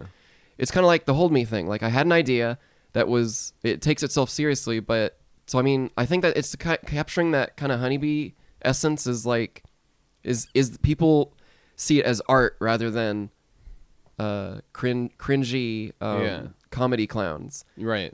But it's like the difference is so subtle. Art versus entertainment. I put Hold Me in black and white and use my graphic design skills and editing or whatever just to make it look all like French art film and people think it's great. Whereas something like Overdrive, which is like colors in all your face, like they're both pieces of art because they're trying to get a theme around, but when people see like funny stuff, it's not taken as seriously, right? I don't know. There's no act for me if we're not doing the comedy. I mean, some people have asked that too. It's like, what's more important? Like, and I'm not an idiot. Like when they ask that stuff, it's like you're obviously asking like you can just do the music. You can just get rid of this. I don't know if they say get rid of the robots like that. You can still dress up as robots, but more like just stop talking. Don't have these bits. And I'm like, there's no act for me. The music's just a vehicle. I mean, I obviously enjoy the music, but like, I don't know. I mean, obviously other people like it. I think people would enjoy our stuff maybe if we made music videos like that. But when they see our act, no one's going there for us to be serious honeybee the entire show. Yeah. Maybe there's a few people in the audience that are like that, and I mean everyone who's a fan, because I feel like most fans like the act the same reason we like the act. It's kind of like but oxymoron. No, that's not the right term. But one of those things where it's like, well, when they consume you online, they complain about the silly stuff. But if they're going to see you live, they'd probably be bored with a set of all like ballads. When fans go to see you live, they're going for the character interaction. But to be fair, like right before Honeybee, we do funny opposites. bits, but then we play the song and there's nothing funny in the middle of it. It is funny, but, like right in the middle. But it's not like it. Yeah, and I mean the same thing with like Fire too. Like we play it and it's played straight to pretty much all the way through because we're talking about people dying in space. But I mean it's still like it's still in the guise of that we're robots playing songs for people. Yeah. And I think, I don't know. There's many different beats that we do in the show, and I like, not talking is also something that we do, and that has a strong impact. I don't know. It's like there's many ways that we can interpret the robots in music videos and on stage, and I think we're, pretty good at trying to cover all bases. If there's still things that we haven't done that we probably will do, like just to explore that same concept, like. But I don't know. Making music videos is hard when all you can do is retread the same ground. So you try something different. You try something new. So every music video, we're trying to do something, creative rather than rehashing the same stuff. So I'd rather prefer like zillion pulls concepts than us on a green screen and just at a real world location, I guess. But it's the same goes for the live act too. Like I don't know. Sometimes we just go on these tangents that happen naturally. I don't know if people like them, but I don't really care because as long as we're having fun. Until people start booing us, I guess. We haven't been booed except for like maybe when we played a bar. Yeah, I think a bar maybe in the past. Yeah, I think we were singing a cover. I can't remember. No. It was Mac the Knife, but because it was not really a song, it was a bit. They were like, "You're ruining the song, boo." But I mean, we don't play bars. No. That was like once. Well, I like it. We don't get heckled that much, so no. But anyways, I mean that's the best thing about nowadays is like we're not really going anywhere to like look at our act, be impressed. Like we're doing it for people who already like the act, and then it just so happens that new people come into it. Mm-hmm. Like that's how I feel, which is a pretty great place to be. Like we're doing it for the people who already like it, and then. We're just hoping that other people, they're going to bring their friends or other people are going to like, oh, what's this? And they're going to show up to the show. Like, we're not actively trying to appeal to people anymore. Like in Balboa Park, it's literally like every stranger that comes by, you're like, I hope they like whatever we're doing. You know? Well, that's why it's really nice that you do a few conventions every year because that's a really good place to pull in people who aren't there specifically to see the act, but just happen to catch it and they become fans. Well, luckily our act also, we don't have too many in jokes, like, it's always the act every time we play it is meant. We developed it so it's if you've never seen us before, you're not missing out on anything. Yeah. Like we don't have like, oh, you need to know this, you need to know this. Like it helps, I guess, but it's always like we're presenting to an audience who has never seen our act before. Because that's what if you're a band, that's what you're assuming. You're not assuming that everyone in the audience saw you last week. Like So I think that's also a positive for us is that I don't know. I guess deconstructing art is difficult because it's easy to say. well, we can tell you, we can say the reasons why we did something, but we don't know. It's harder for us to see the reception other than like humorously. Right. Like you can't really like dissect it. I don't know. There's so many like, and internally we try to find a formula or something, but I don't know. Art's difficult. Like what people like, you can't always guess. You just have to create. You have to create things that you like, and that should be the primary thing that you do. If people don't like it, then you should still do it because But also, you like doing it. Well, look at bands. Like, there's how many bands? I don't know if it's not a common thing for bands to think about them performing songs as almost a theatrical act. You know? Well, we kind of It's- approach it in terms of, are we entertaining the audience? Yeah. Like, is this entertaining? Like, is this bit gonna be funny? Is it hit? If it's making us laugh, it's probably gonna make the audience laugh. So I don't know if many bands think. Many bands, I just imagine like, we're just going out here to play our music. Yeah, that's and it. who cares if we do put a little thought into. Well, it's there's theatricality to it. We have bits. We have the whole show in our head, and I've seen some acts that obviously have a rehearsed set that's very theatrical, but I feel like ours is like really on the like that's the important thing. It's like the songs are part of the act, but then it's the connecting it all, like because basically I think the way I see it in my head is that we're imitating a band, and the act is us pretending to be a band. Yeah. To a degree. I mean, obviously we are, but we're pretending that we're these robots playing these songs. Yeah. With everything in between. if we did solo stuff, and I think some people hope that we're going to mature beyond this. And do solo, which I don't mind. Like, I could imagine like maybe coming out with solo stuff. I can't, but I don't have any interest. Like, I want to do something No, yeah, weird. I don't. There's If enough I wasn't doing songwriters Steam Powered out there. Giraffe, I'd still have like a persona on stage. I'd still have yeah, I something. mean, I can't imagine like if I had to, I go somewhere like, have David Michael Bennett come and play Rolling Hills and Fire Fire. I'm like, why? Do I get to put a cowboy hat on or what? like it's not fun. It's not fun to me. I don't want to be I don't want to be a douchebag on stage with a guitar. I don't know. I think that I've been told by by some people like from the old theater days and stuff that what we do is not as what's the word coveted as like I don't know, it's that it's silly, that it's on the tier of like what's good art, like we're Commercial, yeah maybe? we're kind of like kids entertainment, like throwaway, it's not important, but to David and I, like we don't feel like we're sacrificing people anything. will always say that to entertainers in that line of work, like kids entertainment. Yeah, like or, mime is supposed to be on the kids and family entertainment. Anything in that vein, you're always gonna have a lot of naysayers. But then you look at like how big Kanye because West is, and I'm like, okay, so the art is in his pretentiousness. songwriting, but then you go to a show and you're like, is the art him not playing his songs and just stopping the show? Like, you know what I mean? Like, I don't see as much value in going. I mean, I like artists, but I don't see any value of going to see them live. Like for me, I want to see a show. I want us to be. I mean, I know there's lots of artists out there like that, but that's my mentality. Is like, well, I don't want to go see your musical review because it's just you on stage singing, and that's not fun for me. well. Like, that's part of the act, obviously, because we had to sing. But like, if I was going to a show like Why Steam Powered Giraffe, I'd be going to see the robots. I'd be going to see the characters, and they're going to play some songs that I'm happy to hear.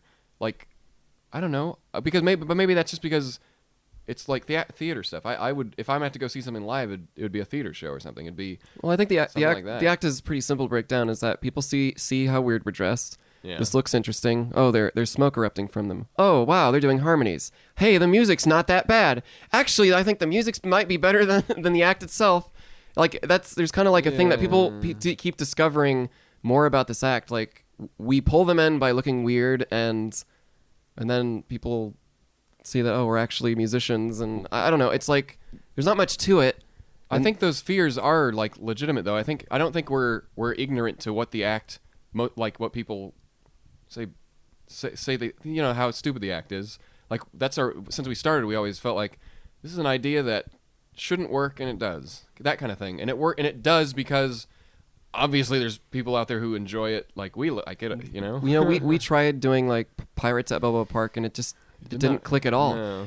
the first time it came out as robots it was immediately so popular. and it wasn't. Yeah, and we did the robots first, and then we were like, oh, maybe we can do this with other stuff, and it didn't. And I guess that's just because you've seen a million pirate bands before. But you haven't seen robots, and like just visually. Well, also, I don't. The thing is, like, the only time people would do something like this, it would be cringeworthy. And like when I see us, I'm like, I feel like maybe we just ride the line of better than other people, because I can't imagine the act differently. Where I'm sure people hit their head and like, oh my god, it's so embarrassing. But like when I look at our act, I'm like, aren't we like projecting that this is stupid at the same time we're owning it? That's the line you're writing. Like, that some people might not be able. But to we're do. not like we're like giving it our all too. Yeah. But we're not. And when we fail, it's usually it's not because of the act. It's because of like a technical hiccup or something, or we're like, oh, we can't hear inner monitor or something. It's not like we're on stage and this bit just ain't working. Like, boy, this is going nowhere. It's a self-awareness thing. What do they say? Kind of meta. Where it's like, if you're not doing that, if you're not self-aware and tongue-in-cheek about, like, look how stupid this is, then it probably would fail. Well, I mean, you can imagine, like, if the act was, like, super serious and, like, the jokes were very, like kiddie. Yeah. But, like, then but I think that's when when it wouldn't work. But since we're on stage and we have these robots and they're very, like, it's, like, borderlining on, like, all we have to say is the F word and suddenly we're an adult act. We don't. Right? Yeah, we don't. What you're just trying to say is we don't dumb it down for kids or anything. Yeah. But we don't take ourselves too seriously. But we give it the time it needs. But we're not aliens to the fact that it's silly. It's ridiculous what we're doing. Yeah. It's only going to attract a certain type of audience, I suppose. But I don't know. There's only so much you can do to break it down and try to analyze it. The thing that's important to me is that people like it. They tell me that they like it. Not always. They don't always know why they like it, but it's. I don't know. Like it's. I'm happy to continue this little art piece that has kept growing because people like it. But I guess the stipulation is that we're always going to try to mess with it and change it because it just would not work if we just kept to our guns. And when every time I hear critiques are one thing, but if sometimes there's folks out there who like they feel like they know what the act should be, but that's like ever since we started, we've gotten that. That's the worst and kind I'm of fan. What but it's just so weird because it's like there's supposed to be a what you're supposed to do. Like, this is what you need to do. Stop doing the jokes. Or some people it's like, what they need to do, keep doing the jokes, get rid of this music. It feels like we've been told this by many people after shows and through the years. We've been doing this for almost a decade. I mean, we've heard it all. Yeah, I think hearing it all is kind of like now you hear these days you hear it a lot on the internet because of course, more than we do at live shows, just because back in the day we were performing at after a show we just step down off stage sometimes and we just talk to the audience. You're like, you're not very. I remember this one old lady. I'm like, boy, this lady just goes out to like she probably does it to like every performer she sees. And like, you're not very good. Like, why are you doing this? And like, well, we're getting paid for the zoo to do it. It's a living, and we create the act ourselves. Oh my god!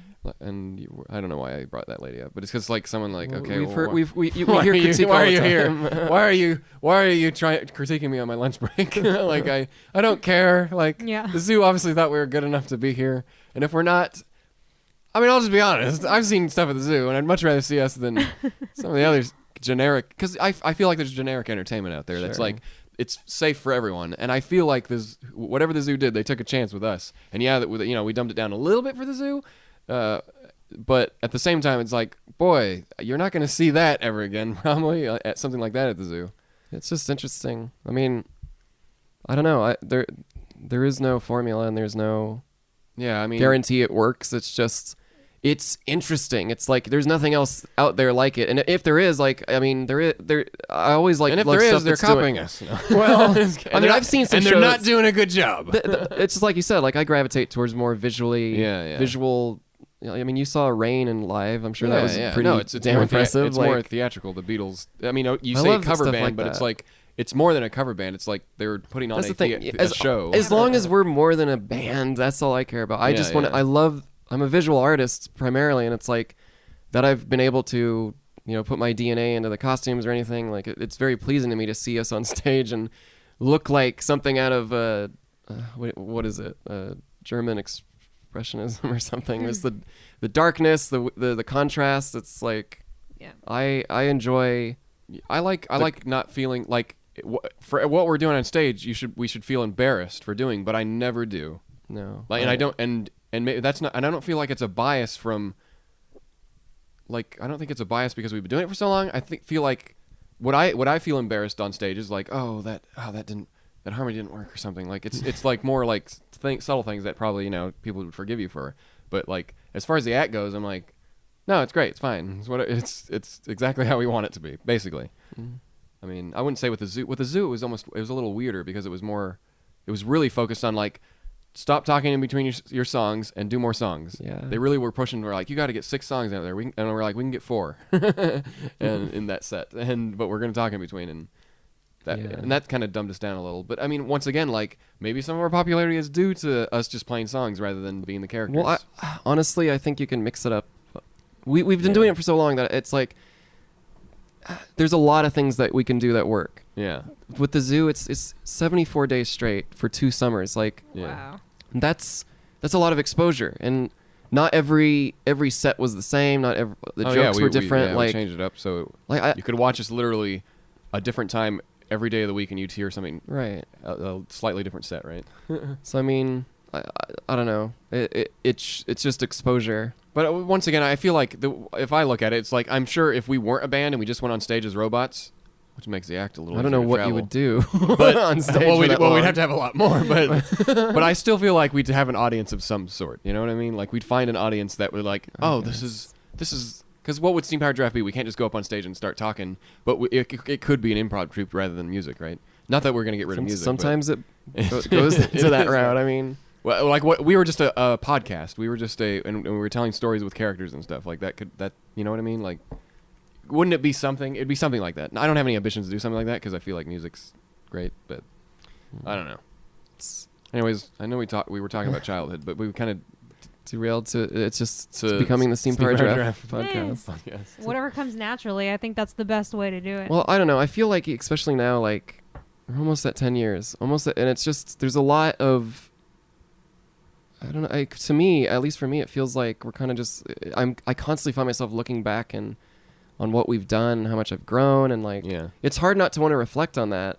Sure. Like I know there's an air of arrogance to us talking about our own act and stuff, but then again, if you're listening to this podcast, you probably have some I don't interest in it. Like, like we self-analyze all the time, and more than the act. Well, to be fair, most of our podcasts we're talking about video games we like and stuff like that. I don't think we talked about. Well, no, I Steam just Powered mean in Giraffe generally. too Like much. for me, I'm very introspective, like on the acts lately, and it could just be because it's changing and like. Well, I don't know. think like, anyone listening yeah. to this is gonna complain. hopefully, no one thinks that us being introspective on our own act is us thinking that we're arrogant and we're the best thing since sliced bread.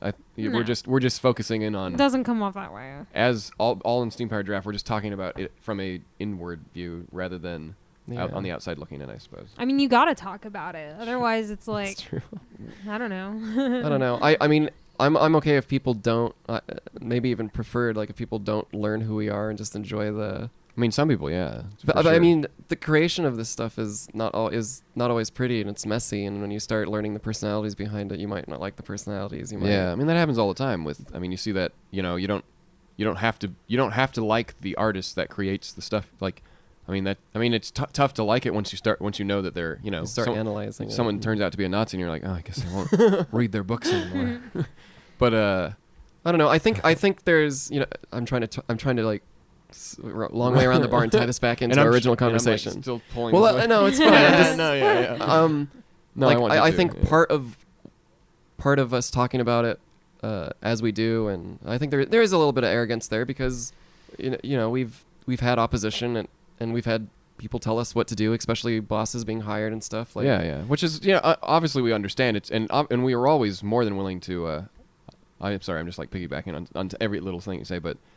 Obviously, we want to appease any people we've been we're hired not for. opposed to like selling out to an extent. No, I mean, if like Pepsi comes along, give us money. Like, well, this one Pepsi commercial will fund us for a whole year, where we'd have to perform.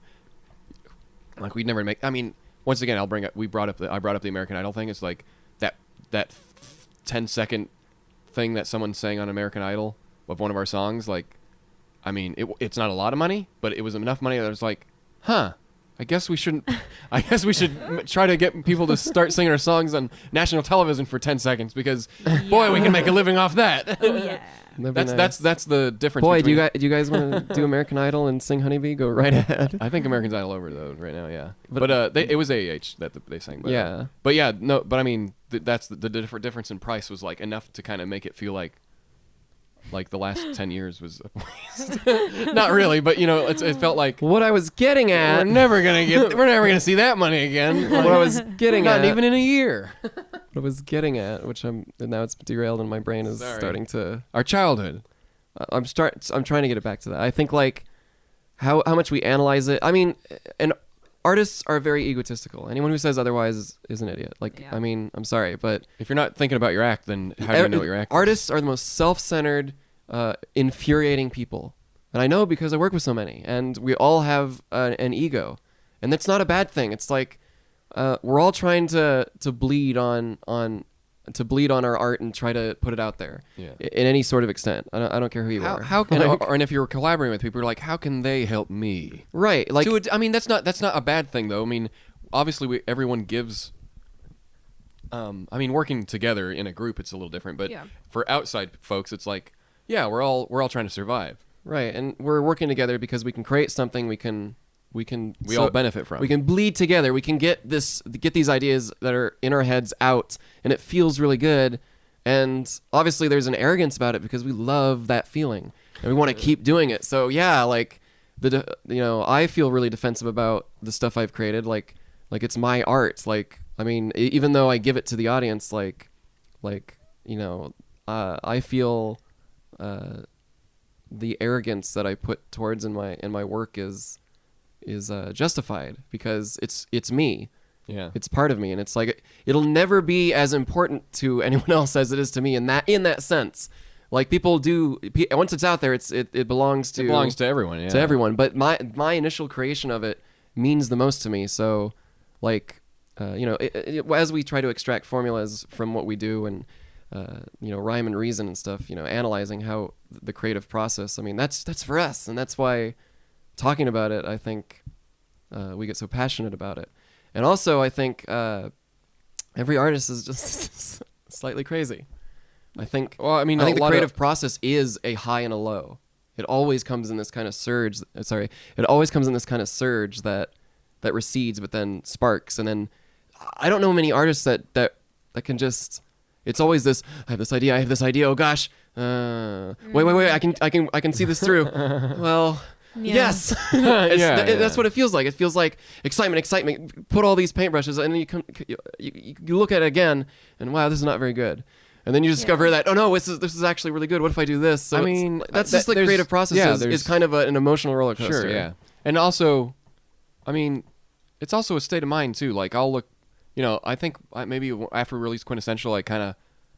There was a kind of a lull, because we just released it. There's nothing much to work on other than getting it out the door. And I listened to all of our old albums again, and it's been a while. Like I didn't listen to Vice Quadrant like for a year after it came out. Like, like it, and because even right after you get it, you're like, yeah, this sounds pretty good. I think we're really happy with it. And like all those issues that you thought you fixed, but then suddenly you find new ones that you're like, well, I remember hearing this, but because eventually it starts getting so convoluted in your head that even the stuff you created, it's like. Depending on where you are at the particular time in your life, like when you hear something, it's different. And I mean, obviously that speaks to audiences too. Like you might not like a song 5 years in the future because it was just a different time, but it doesn't resonate as much. And the same thing with past stuff is like to look back on stuff though and see it like from an unbiased point of view because suddenly you're out of it and you're like, I don't even remember what I was thinking when we wrote this song and I don't remember this. You're like, oh, this is actually pretty good. You kind of get a hint of like what people are digesting outside of it because you've separated yourself far enough away from it. Yeah. I think I listened to our albums like I don't know. It was during a lull. I started with album 1. I just listened to it all and I was like, wow, this is actually pretty good. I did the same with the YouTube videos. I No, yeah, YouTubes, and yeah. I watched all the music videos starting with the first one, and I was like, this is actually pretty entertaining. Like, it's all each one of them is different. Like, I love those moments when you can experience it as an audience member. Yeah, well, because I always want to be like, what is it like if someone just finds Steam Powered Giraffe now? Like, we have enough content, and it'll never be enough for people who are fans of it. Like, we're never gonna have enough. But like, if you're a new fan, like, there's a lot to digest, and if you really want to dig deep, you can. I mean, most people will stop at Honeybee, and that'll be the end of it. But for the other people, there's like so much, and I'm not, and it's not too. I guess we're tooting our horns a little bit, but it's more that for our point of views, it's like we kind of we're depreciating a lot of ourselves because we're like, this isn't very good. We're not amazing musicians. Our ideas are kind of half baked. Sure. That's what it feels like, but it always feels that way. And then you come back and you're like, well, no, like we set out to do something, and we ended on like, yes, this is our idea. It's as close as we can get it to how we had it in our heads, or whatever you have something in your heads and it turns into something else. Well, technical limitations, time. It's So, always and an it feels issue. like, yes, what we set out to do, we did, and it's like it's those thoughts of, it's like that, I mean, that's the thing is once it's a thought is one thing and it changes, but once you lay something down and like you work in a group, like it has a life of its own. So whereas a thought, Right. like, and so we're thinking of this art project as it was in our head, and that changes and it never goes, but this is a snapshot of that. And Exactly. And it stays the same. Whereas our brains now, this thought is like this, and it's really like, oh, now it's. And it's a really good Yeah. feeling to put that out there and start to see it materialize. It'll never be as exciting or as fulfilling as having that spark, but I mean that's just the reality of getting something done. It's just I live for that feeling. Like I love it. I love seeing when we work on a song together that once was just an idea in my brain, seeing it come out and interpreted and honestly made better than anything I could, just because as soon as you put it out there and you get other people working on it, you discover things that you yourself just could never think of by having it being an idea in your head. I need to go to the bathroom, but you guys can continue talking. Yeah.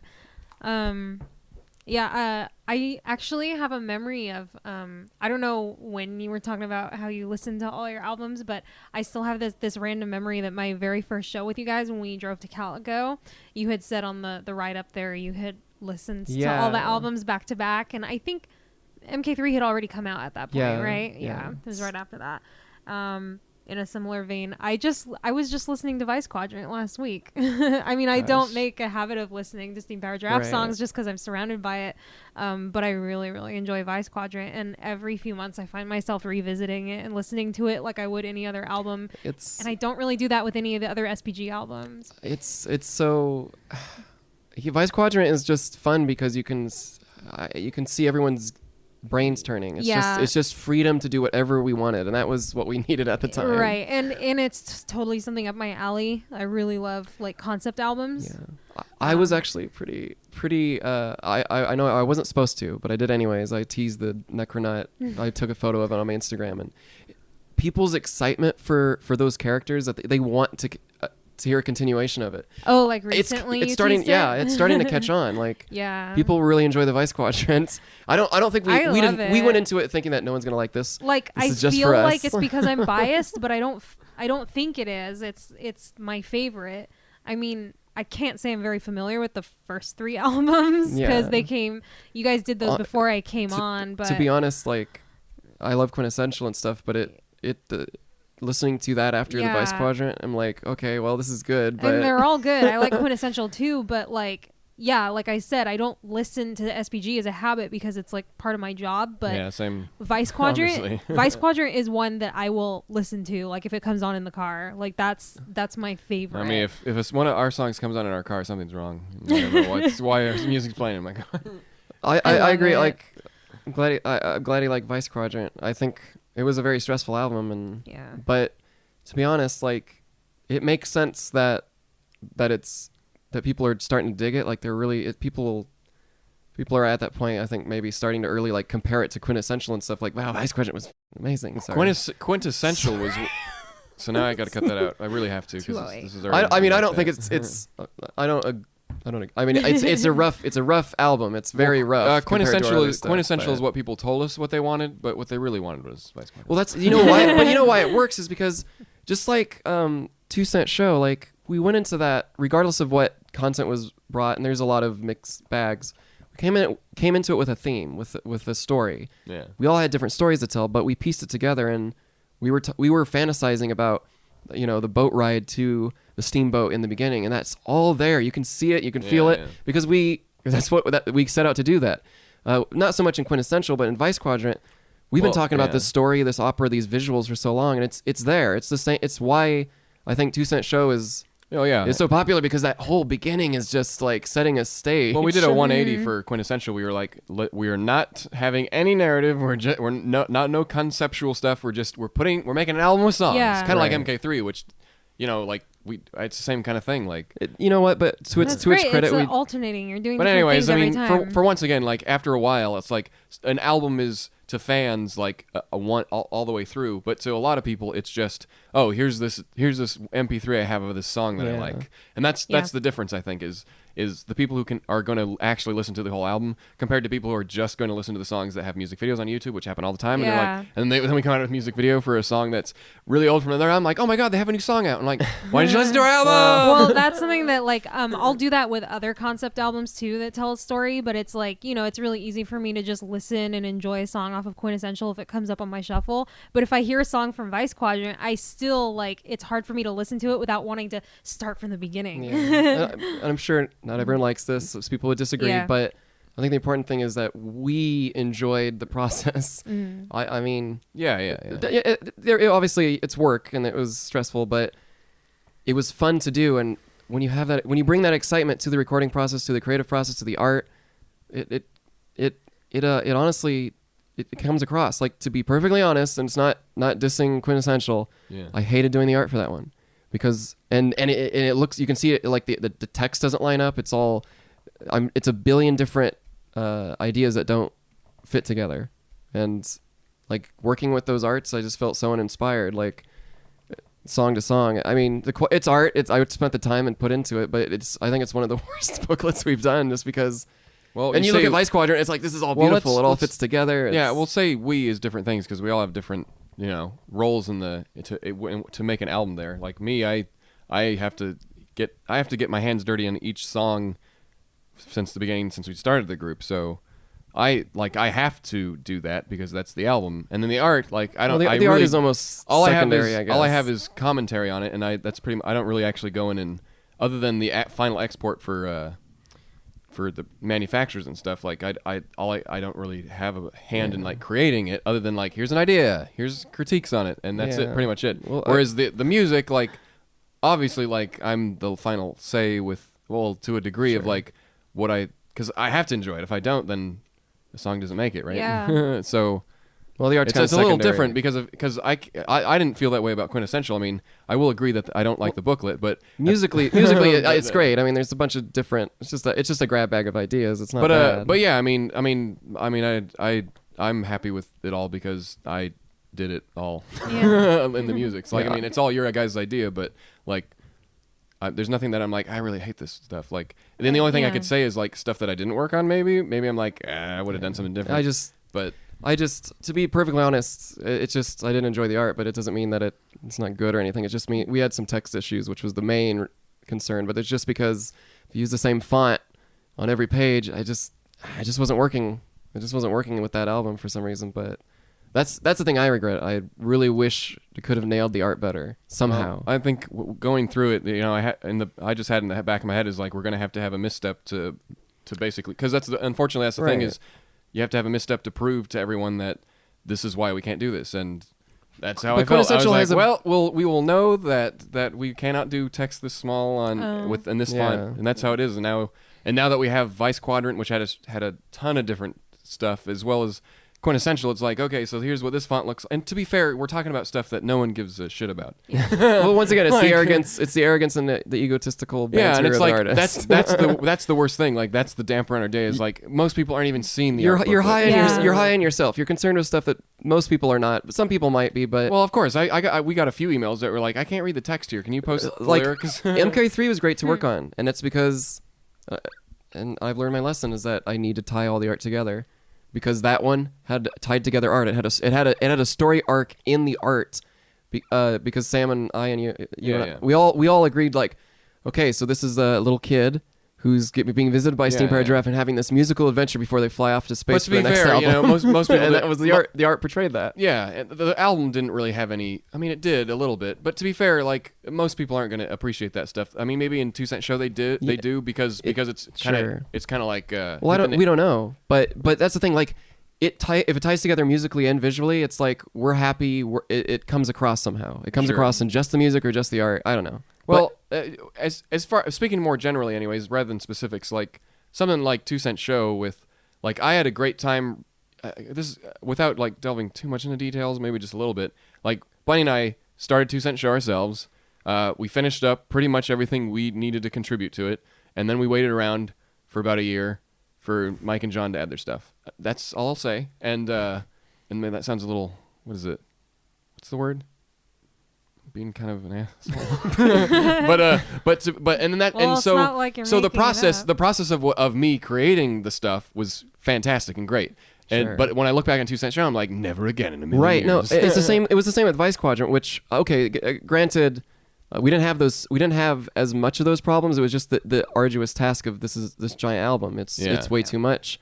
So like, but the thing is, the creative like, process is not strenuous. The technical stuff is obviously but different. The it difference can be is hard. that It can be like I don't lay down something and I don't have anything that I'm like regrets. Like, yep, this because I think that it's more what our end goal is, and for me, it's like I'm not gonna lay down something or like what we're gonna be happy with, and I'm not gonna lay down something that I was in a bad mood at the time or that I didn't care for. Like, I lay down something that I feel okay with, and and the thing of working with in a group is that other people will look at your stuff and say, I don't like this, and they're like, and then in your mind you're like, well, tough shit, because I thought this is what I really like, and if you're iffy about it, then it's like, if anyone can sway your opinion, then maybe it's not as good. But I mean, you get a little bit of You want to challenges. be confident with what you're putting out there. And I mean, I've seen, and then that happens a bunch of times with like songs and stuff, and then at a certain time, it's like, it's like, there hasn't been too many fighting in the years of like what needs to be on the album. I mean, but it's also it's never too loose where it's like whatever they want, except for like something like Little Birdie or something where we didn't get a choice. It was I mean, the 2 Cent Show is infamous as the album where we didn't get any of John's songs until the last day before shipping it off to which is not something you would hold back the album, right? Well, we had held back the album like 4 times. Yeah. To the point of, I mean, it was ridiculous frustration. Like, unfortunately, it's the artist ego. Like, if Mike and John, and they're obviously at different points in how they felt they wanted to work on it, it wasn't syncing up with our egos. It wasn't syncing up with what we wanted to get done. And if they wanted to work at a casual pace and keep delaying it, well, that would work if you weren't working in a group of people. Dave and I were frustrated. Like, we were losing money because the album was already supposed to be out, and for us, it's like we needed that income. We needed that return, and we're already done. Like, we can't make it go faster, other than make sure anything that's on our end like is done and ready, and like literally make it as easy as possible. And that's when it gets frustrating. It's like you can't do anything, and maybe. I guess maybe a smarter person would like looking on it would say, like, well, that's because you want to have control over it, and you don't like not being in control. I'm like, well, you're darn right. Like, once you're put in the position where you own the company and you have to, and you're paying people money to get something done, like, and it doesn't happen. Yeah. I mean, eventually it kind of turns into bitterness, and it's like, and then. You kind of learn your lesson the next time, and everyone's like, "Oh, sorry, it won't happen again." But then it happens again, and you're like, "Okay." So I mean, MK3 had a similar problem. I mean, it's once again, it's like working with friends, but more so, it's less about like placing blame on people and more about to be perfectly fair. Like Vice Quadrant, I dropped the ball on that one. I mean, I was the one that everyone was held up on. I mean, and I guess Sam too. But it's just like the sheer amount of work and stuff. There's just no way, and like. Tensions are really high, and it's yeah. I mean, it starts off on. I mean, for one thing, some people say, "Oh, well, that's like."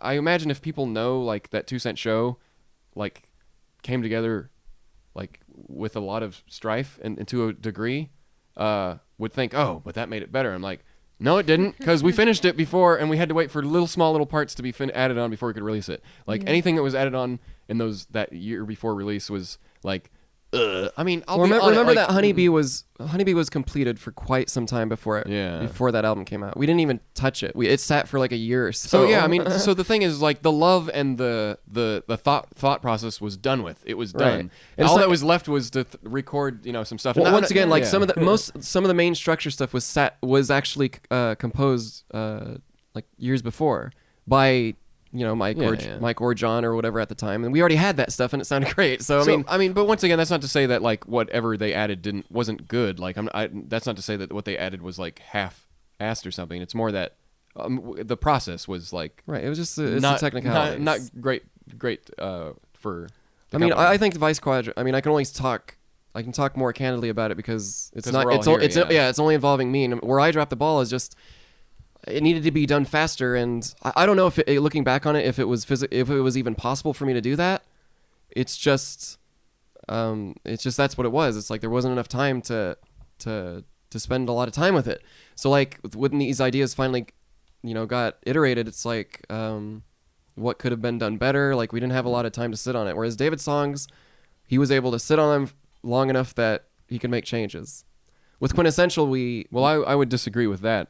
I think when I got angry with you and Sam, and I got angry, I'm not say like it was like I was hellbent and I was fuming like for weeks or something. It was more like there were a few days where it was like it came to a head where it was like I finished my stuff and I'm holding off on the end to polish everything up together, but it turned into where it's like now I'm finishing up your guys' stuff, and then my stuff is kind of is left to the wayside because if I want to spend more time on them, I have to add more time to the album release, and we can't. So that's where the frustration came in with. But once again, like it's like I'm more willing to forget all that stuff, but I guess talking about it is like, well, I don't know if it does any good. It's like because after a while, it's like, well, Quintessential didn't have that problem. I mean, there was a few more delays, but once again, I don't think any album has come together super quick except for SteamWorld Heist, but.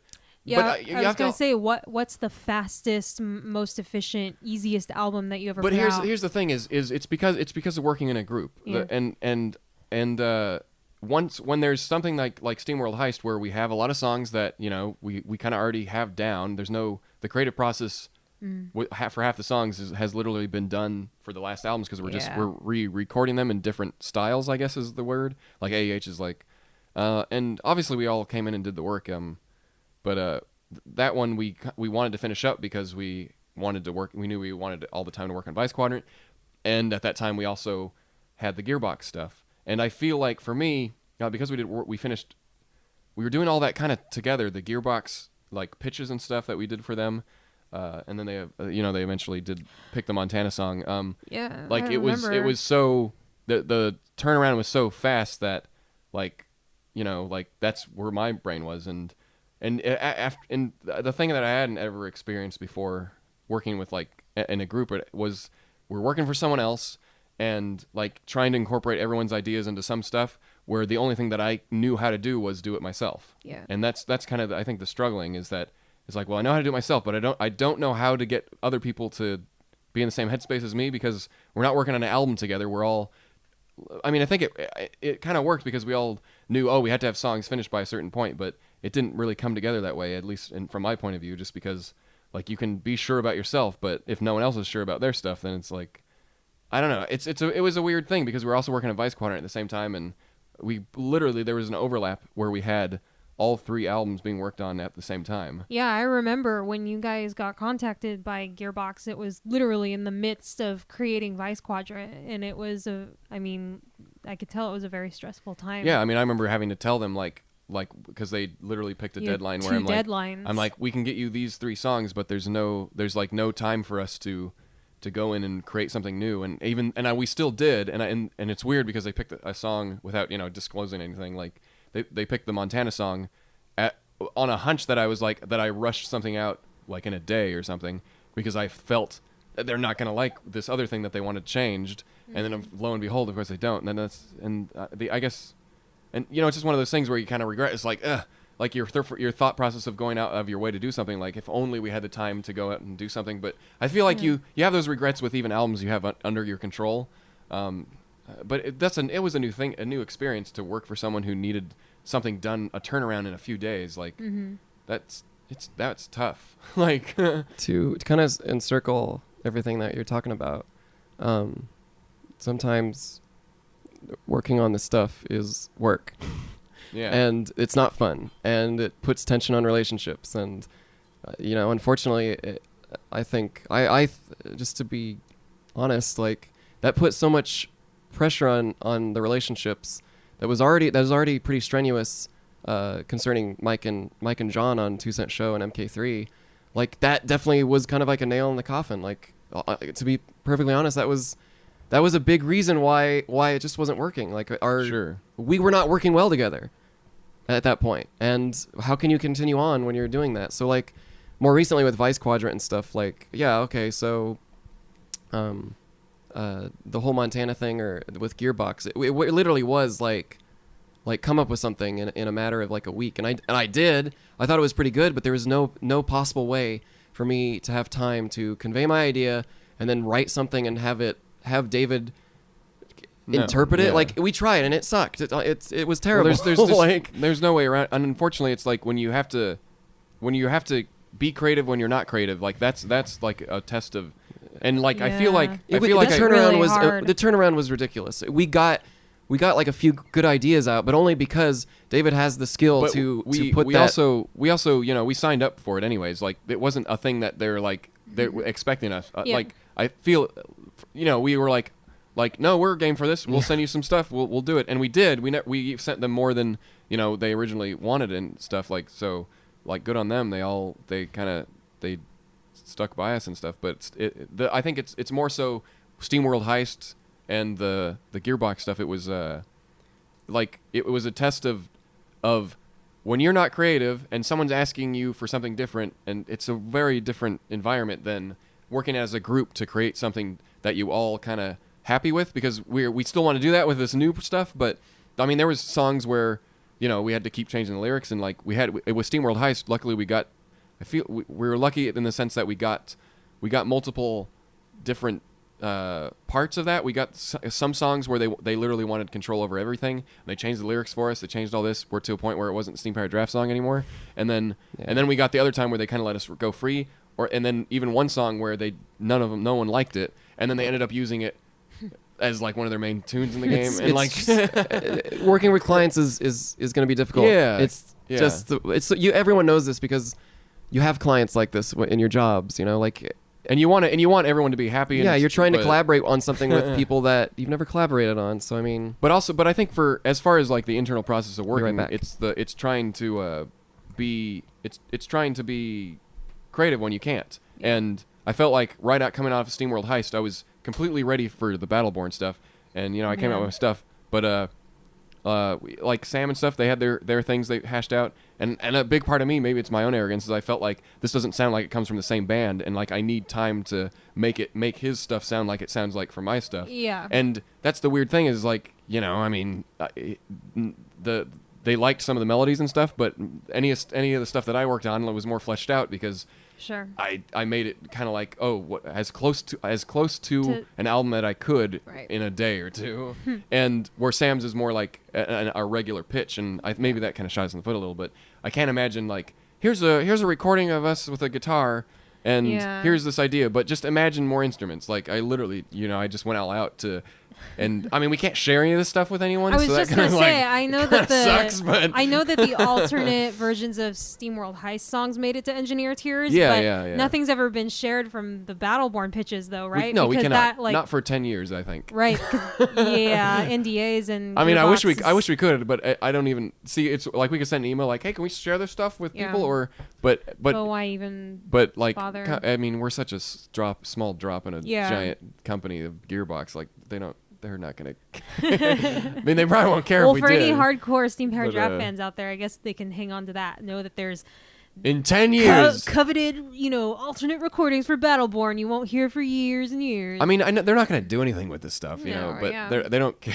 They don't care, but it's also like, but at the why same bother? time, no. Like obviously, like it's super important to us that we have an NDA. Like we're going to that contract. Like we're not gonna like.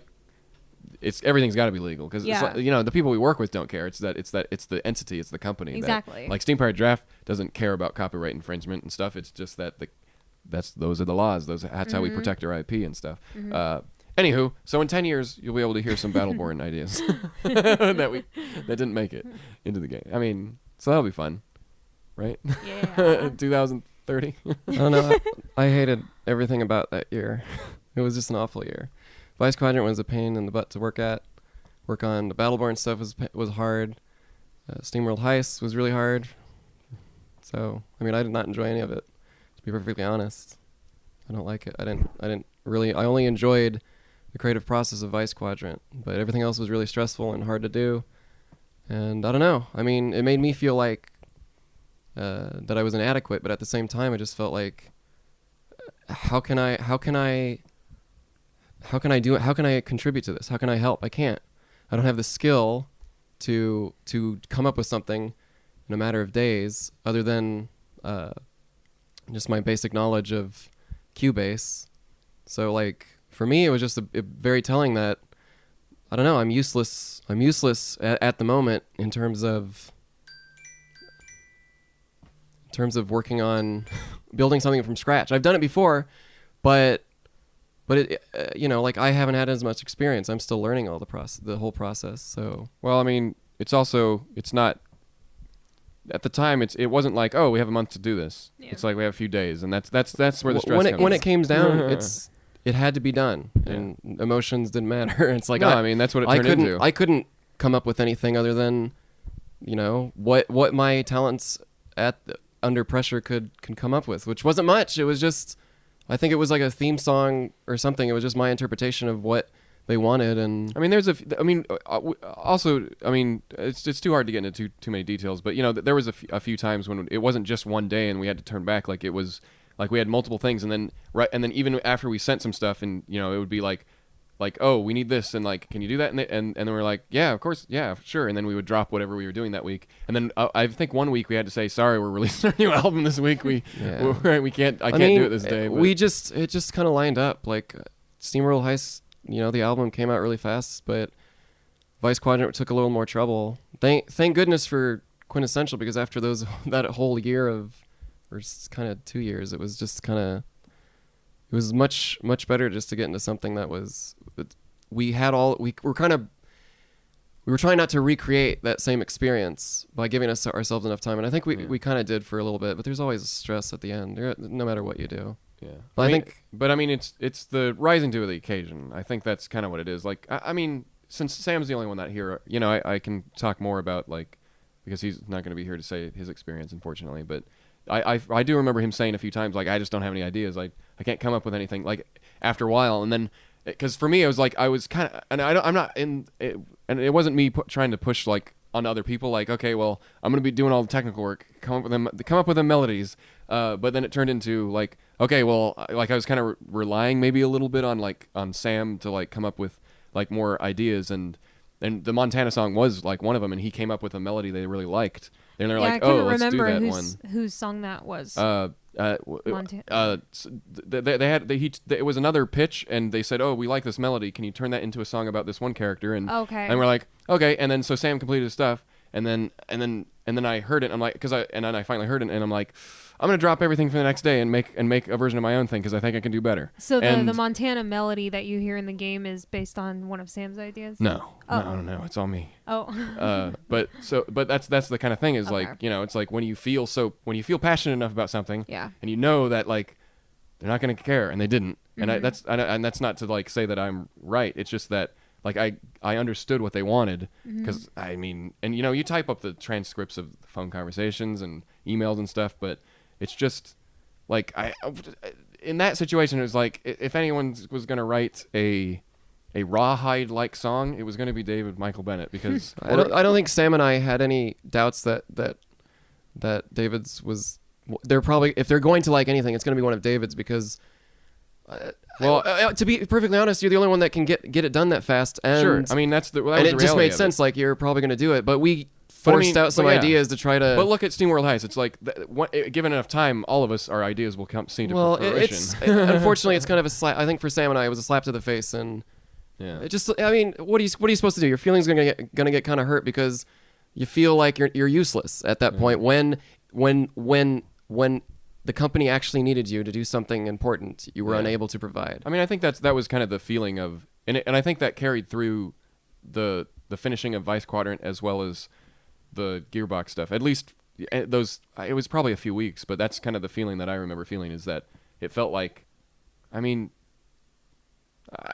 I exactly what just Bunny said. I don't know. It's because, like, of course I wanted to add my flair, but it's not. But you also kind of learn about it. It's like, what makes a Steam Powered Giraffe album? It's like, it's all of us together. It's not just me. It's not just. But once again, it doesn't also work when it's just me. And when it's just me, then it's like it feels like it's missing stuff. And of course, we did the song, and what it turned up to, it's a good song. It's just Yeah. I don't know if it was even worth putting in the game because of how they used it. But it's a fun game and all that, and a nice. I mean, great we were character. happy to be in the- it, but play the Battleborn release party. That was fun for us too. for us, I guess. I mean, it did kind of feel like, why are we here? why are we Like we're performing for the son of one of the people in the company, which was great, but it just felt like no one else there really wanted to watch us. No, I mean, It was a pretty awkward show. Especially we afterwards. we it was were performing just- with It was real. I have really Deltron. mixed. Yeah. I have really mixed feelings about that one because, like, I was- remember after the show, that feeling of elation was amazing. because we like, got to do walking something. We got to do a around show and- that we would never in a million years be able to do to again. be honest, for me, and like, it was just my own interpretation, but it humbled me. Like, not in a Yeah. not in a state of yeah. not in a state of that people were appreciative, because they weren't. They were not appreciative of our. There were our a few. set. There were a few fans who knew who we were in the audience. We Yeah. busted our butt for that show and did a very great performance. But yeah. to be honest, it just kind of reminded me that you have so much more to do, and it did not resonate with people. No, It I just mean, didn't we're not at all. we weren't in a room with fans who knew who No. knew what It was the a act very was. sobering experience. It was of like, Yeah. what is this? When they're about to see Deltron, who's like, you know, like, Yeah. like I'm not. And this you is look not at the saying, tweets like, from that, and it's a lot of, oh my god, can these people just shut up and start playing? Okay, finally they put out some mean, ballet. At least that's something to look at. Well, yeah, I was gonna say, like I But said, to I be have fair, mixed feelings. it's a about bunch that of one. room about. Once again, I don't want. We No, can't no, talk no. too much about it because it's like we're the outsiders. Well, okay, so I was gonna say, Camille and I, we have really good memories of that night because afterwards we did. A lot of people did approach us who said they really enjoyed it. Oh yeah. And they didn't know who we were, or there were the occasional fans who had no idea we were gonna be there, and that was really cool talking to them. I mean, even Deltron said, "Great set, guys." I just but it was also the only show we've ever performed where Camille and I got whistled at when we walked out in our ballet uniforms. So, but I mean, it's a you know, completely different environment. It was you know? not. Very- It was not very a Steam different. Powered Giraffe audience. when I was walking around outside, my big takeaway from it was just mingling afterwards. Was I hate it. I wish it wasn't Yeah. the case, but no, there's so many people that did not appreciate that I was transgender. Like not like they needed to, but they were very uncomfortable around me, and it felt and it we was were palpable. in Dallas. It was definitely palpable, yeah. and I felt real bad. I felt Yeah. like it just starts the anxiety up because like I just did this set and stuff. I mean, it but felt, everyone, it you was know, a little weird. Yeah, yeah. There's Forever, nothing. yeah. I mean, with my deep voice and everything, it was just. But to be fair, Gearbox are the nicest people ever. They made us feel like they came up so amazing. afterwards and praised Oh, us, yeah. and Randy Pitchford and his Yeah. wife. I mean, all Did I they're hear a like knock? they're. I have no. it might have just been. Okay. They're like they super welcoming. They're Yeah. so the positive. venue was amazing. It was Yeah, so I loved the great to be venue. a part of it, but still like we had an It was a issue with mixed we had an bag. issue with our hotel and like literally like they were Oh, gonna gosh. they were gonna kick us out when we had Oh to my put makeup God. on because Yeah. they were like, oh, you guys just have to switch to a different That was rooms, and we're like, really nerve wracking. we're gonna people put makeup on for 3 hours, and they're like, and then we had the venue actually like called the hotel and like screamed at them, and and we didn't have to do anything, and that feels pretty nice. It's like, oh, they're treating us like oh, they're like, yeah, you know, our small little to be band honest, is it's kind of the nice. same story for a lot of things we do. I mean, some experiences are vary like from person to person. We'll think a show is great. Someone else might think it's bad in the band. Like that's happened before. Like depending on your feelings, but I think the thing to take away from it is that as great as what we do is, or like how much fun we have, it comes at a cost, and it comes with its own set of difficulties. Yeah. Like it's not always just sunshine and rainbows, and the stuff that's bad is not necessarily the whole picture. Like, we've done conventions that were like, this is not very good. This is everything's going wrong. Yeah. For whatever reason. Yeah, and yet there's still aspects that are great. Yeah, I mean, it's that we also it's enjoy. one time of not focusing on the negative stuff. I mean, we critique ourselves to make, the reason our act is how it is we keep trying to make it better every time we go out. Like, okay, we don't do this anymore. We don't do that anymore. But now we do this. This really works really well. But I mean, it's at the end of a long weekend or a few stint of shows, you're a little defeated. Like, it's always nice to see. That's the saving grace, is seeing fans appreciate it, because like there's not too many of them that are gonna come up to you and like, you made me have a terrible time. This was the best show. I was hoping this would be the best show. To be and honest, you really dropped the ball on stage, and you made my experience, and I paid all this money to see you, and it was shit. That never happens. But that's what you worry about. You're like, boy, that would just be the icing on the cake. Of course, we don't want to fail, but meeting the fans after the show, I really look forward to it. Like, and it's not, I enjoy having people's reactions, and yes, it's usually a positive one. But even if they can tell the show wasn't that great or something, they always know how to like cheer you up and stuff, and or show that they appreciated that your attempts. Or they they critique you in a very respectable manner. Right. Like they don't kick you when you're down, basically. Right. Like, and because the fans are like, well, they came there, and because I mean it's half that. Half, I know some fans don't really care about the show. They just want to meet us. I'm kind of making an extreme there, but I'm sure there's folks out there, and like that's what it was for. Like, oh, it was great. I got to hear what you sounded like from 50 feet away in an echoey room, and yeah, I guess it sounded okay. But I got to see you at the end, and you shook my hand for 2 seconds, and boy, that was great. Yeah. But I mean, it makes so much of a difference being that I need an emotional reaction from everything I do.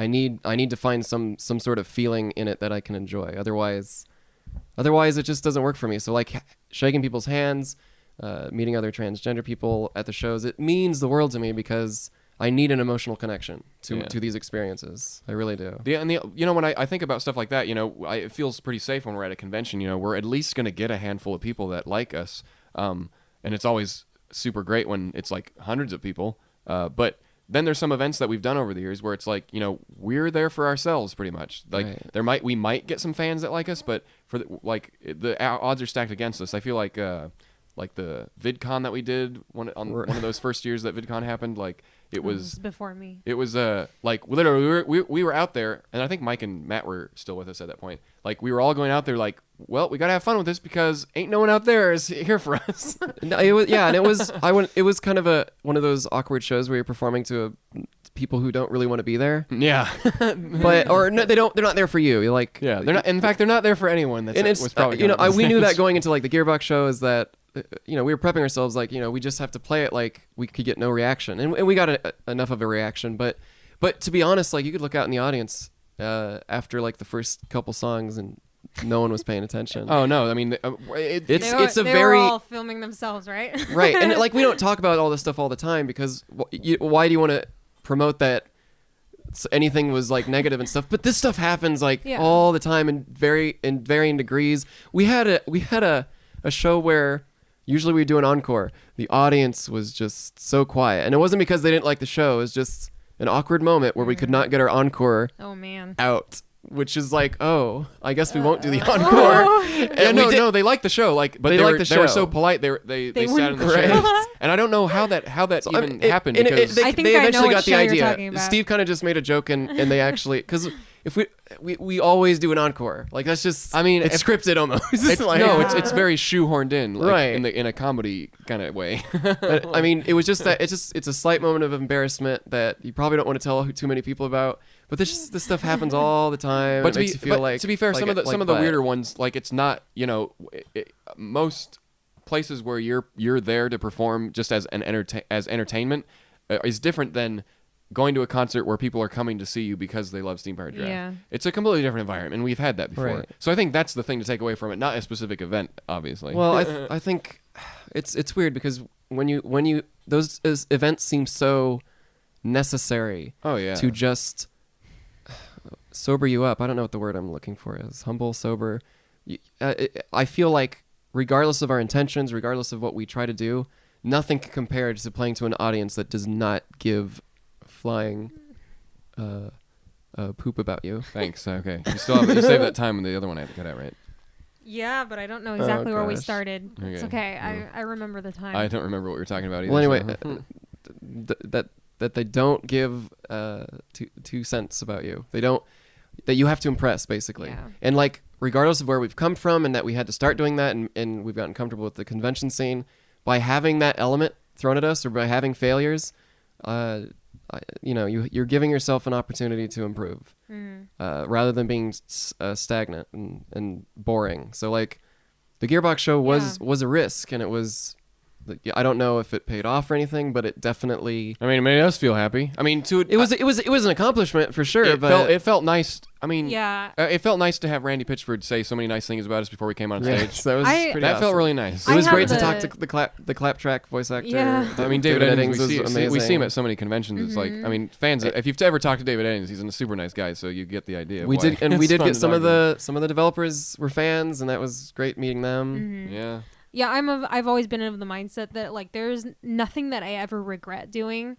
Even if it wasn't my choice, like I've had really embarrassing experiences in the past before Right. Steam Powered Giraffe where I've conquered my fear of making a fool of myself in front of an audience and all that. But like even the worst performances I can recall from my past, I don't like wish I could go back and not do it, because it's like everything that you experience prepares you for the future. Or But whatever. even at the Gearbox show, like there were some new people who had never seen us before, and like, oh, like no one was really paying attention, but I was right up front, like clapping along, laughing at all your jokes. Like, Even in that audience, we talked to a handful of people who it was really gratifying afterwards hearing about. I how mean, we're a little. they didn't know that's, what we that's were. where our arrogance comes in a and- little bit. Is like what? No one's paying attention to us. it's- But yeah. Well, to be, but it's it's just the reassuring. formula they made was like this was a celebration party for no, for the Like for video their game, release, yeah. and what they gave was some sort of the first act was a theatrical thing that you kind of had to pay attention And- to. Yeah. but and I They just want- wanted to dance to loud music and get Yeah. drunk. Oh no, Yeah. and Deltron was amazing. I mean, they brought that. We could never bring that. Oh, yeah. And Like- that's not we kind of knew going into it, and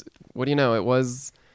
It was an I experience. think I have a much more biased thing because of Of course. people constantly yeah, calling yeah. me sir, and that was just really. No, I get it. I remember. no matter what you do, it's just we it kind of makes you had the feel- thing like, well, we're definitely going out there. We're not going to sit in our green room the rest of Yeah. the Yeah. show. Like yeah, But but it was an attempt was made, you know. It was.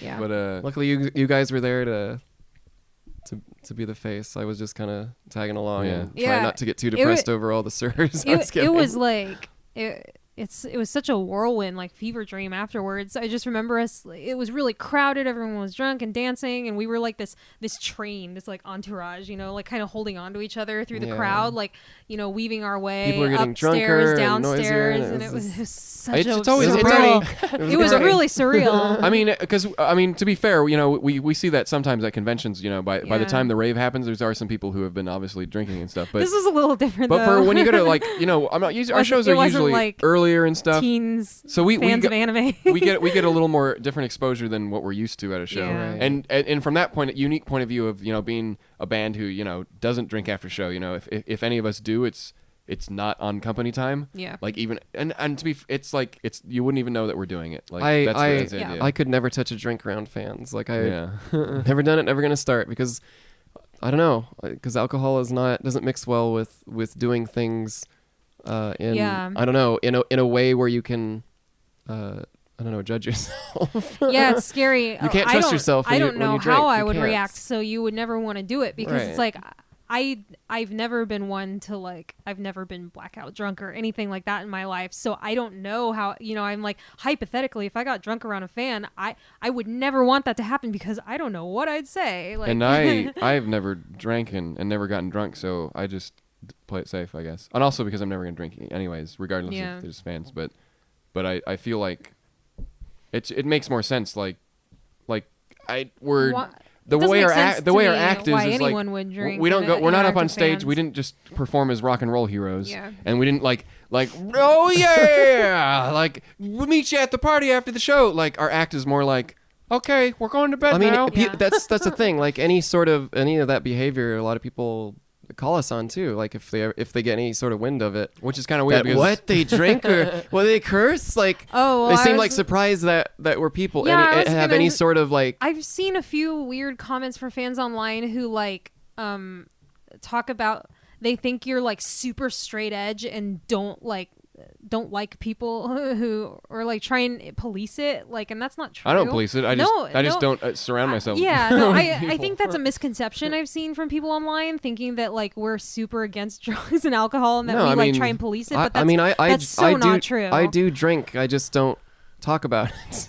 Yeah. It's not part of Steam Powered Giraffe. It That's what doesn't it is. Right, In my like- mind, because I mean, all our members in the past have what's the word? Drinking.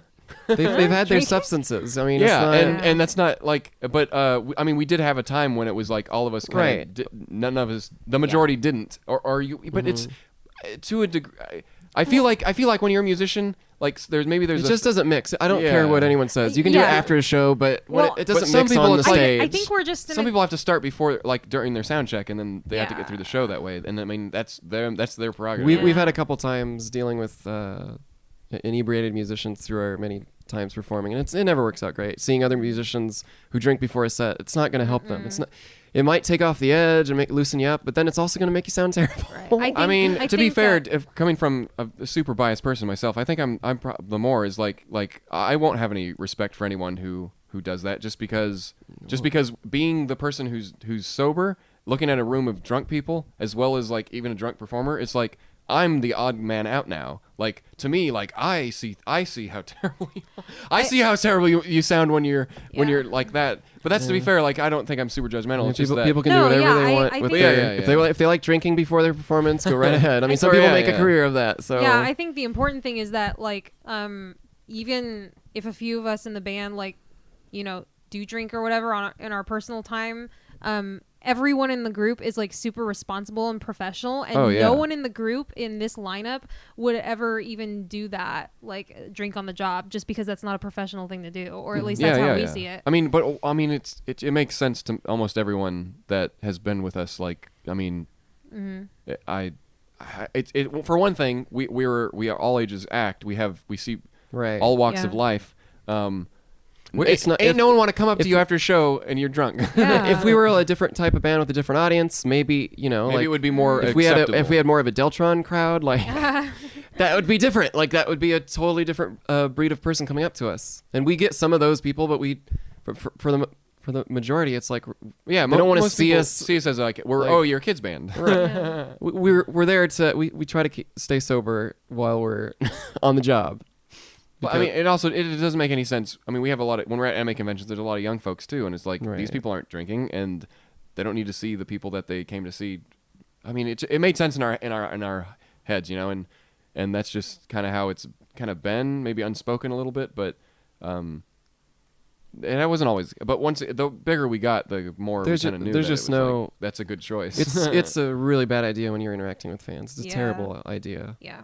You're going to say something that you're going to turn off a filter that's going to just increase your chances of offending someone, of saying something that you didn't mean. I mean, I don't know. I'm already paranoid about that already. I want everyone to feel like, they're special to us and stuff. Yeah. Like every person I meet, I try to give them that time. And it's like, how could I do that if I was inebriated? How could I not make them feel like they don't, that I don't care about them? If the biggest thing I could do is start drinking. Well, I mean, that stuff happens, and I've never drinking, and I definitely had those moments of like, oh my god, they're gonna go home because you can't do anything because it's like 5 seconds. You're like, oh my god, I just ruined their life. I still have not nightmares, but I still think about that one, like those handful of times when I could see it on their face that, oh crap, You I said the wrong thing. Yeah. And it's less about like oh that you weren't thinking correctly. It's that well, you went through 800 people, and one time in those 6 seconds that you were seeing every single person, like it was. Someone didn't get what they wanted. I think most I people don't know. understand that, but some Well- people that's the thing. Some people are this moment is building up in their minds. Yeah. I mean, I'd be nervous meeting Yeah. like it's strenuous. It's like, hard for- because it's not a two-way street. Right. This has been something that they could have been looking forward to for months or even years, and for you, it's just another person. Right, and in we're the trying crowd. to accommodate best we can, Yeah. but Well, most of the time it's like it works out fine, and like and even if Sure. something goes wrong, it's like you usually have time to apologize. But there's every once in a while it's like, oh shoot, they I don't know, something wrong happened, and you can only do.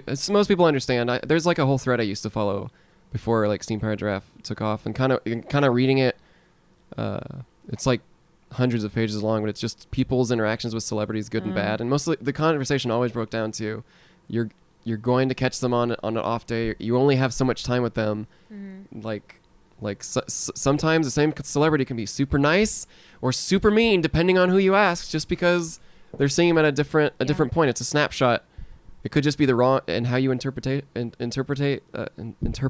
what they're doing. But most celebrities aren't just jerks. So like when we were starting to kind of do the same thing, I was like, that was kind of in my head. Like, no matter what I do, eventually either I'm going to be too tired or I'm going to say the wrong thing, or they're just going to interpret my eyes differently. Right? Like, oh, she must be mad because of the expression on her for one face. thing, I mean, no mean- one's one-dimensional, not even a Right. celebrity. So I mean, at this point, obviously we've seen stuff. We've never gotten any like mail directly to us. It's always like hearsay in a degree of like you see a post. No one's ever like sent us an email like this is what you did wrong. Yeah. There's like maybe once out of the entire 10 years, like I've maybe that I can think of one that kind of feels like that. But at the same time, it was like, well, I was there. They didn't do that. So this was obviously just this person. It sucks that they had that experience. Yeah. But at the same time, you can only feel so bad about, stuff that's like, well, there were tons of other people next to you and they've had a great time. I mean, don't know I what think else I'm supposed to do. I think I've definitely once or twice.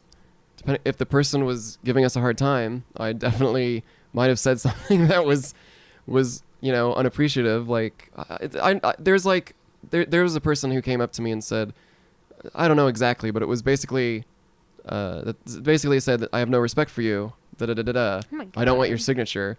And I said, okay, well then, and I just turned to the next person. Like I just completely ignored them. They wanted to say more, but I wasn't gonna yeah. give them the for pleasure of one just thing, like who even spends money to go to a show just to spite one of the members? Like, right. Yeah. It doesn't happen often, Stupid. but it's like I'm not gonna make a big deal if they're looking for a reaction. It's like, what do you want me to do? Like Yeah. if you want to put me in an awkward position, I'm gonna act awkward about it. So like Yeah. That's it hasn't happened often, but there's been other people like that I've probably like misgendered. I'm guaranteed there probably is, and I always feel unfortunate about that. But No, yeah, that happened to me once, and it was because the parent was there too, and they said misgendered it, and Right. then I said the same thing that they said because, and you could tell that the person was trying to tell me like what they were going as, but it was still like this is a big moment, and they but obviously to hadn't be talked to honest, many people. most- It's like, ugh. I know most transgender people give me like kind of they don't hold it against me because they have to deal with it just like me, and eventually you just stop caring because I get called sir all the time now, and it's just like there's nothing you can do about it. It feels bad, but I never try to use pronouns.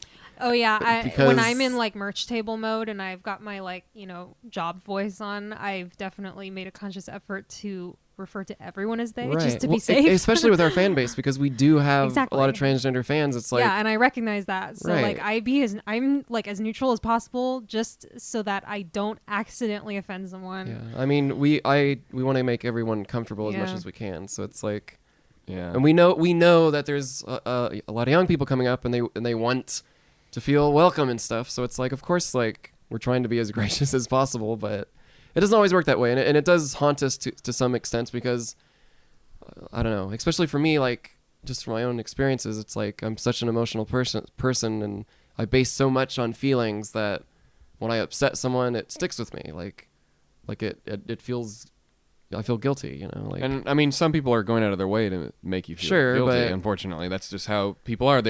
Unfortunately, and if that is a way to get a reaction out of anyone, is to but- make them feel terrible about But to be themselves. honest, like I've started to learn to kind of drop that, like you can only be so kind and stuff before you're just being a hindrance. Like at the end of the day, I have to look out for myself.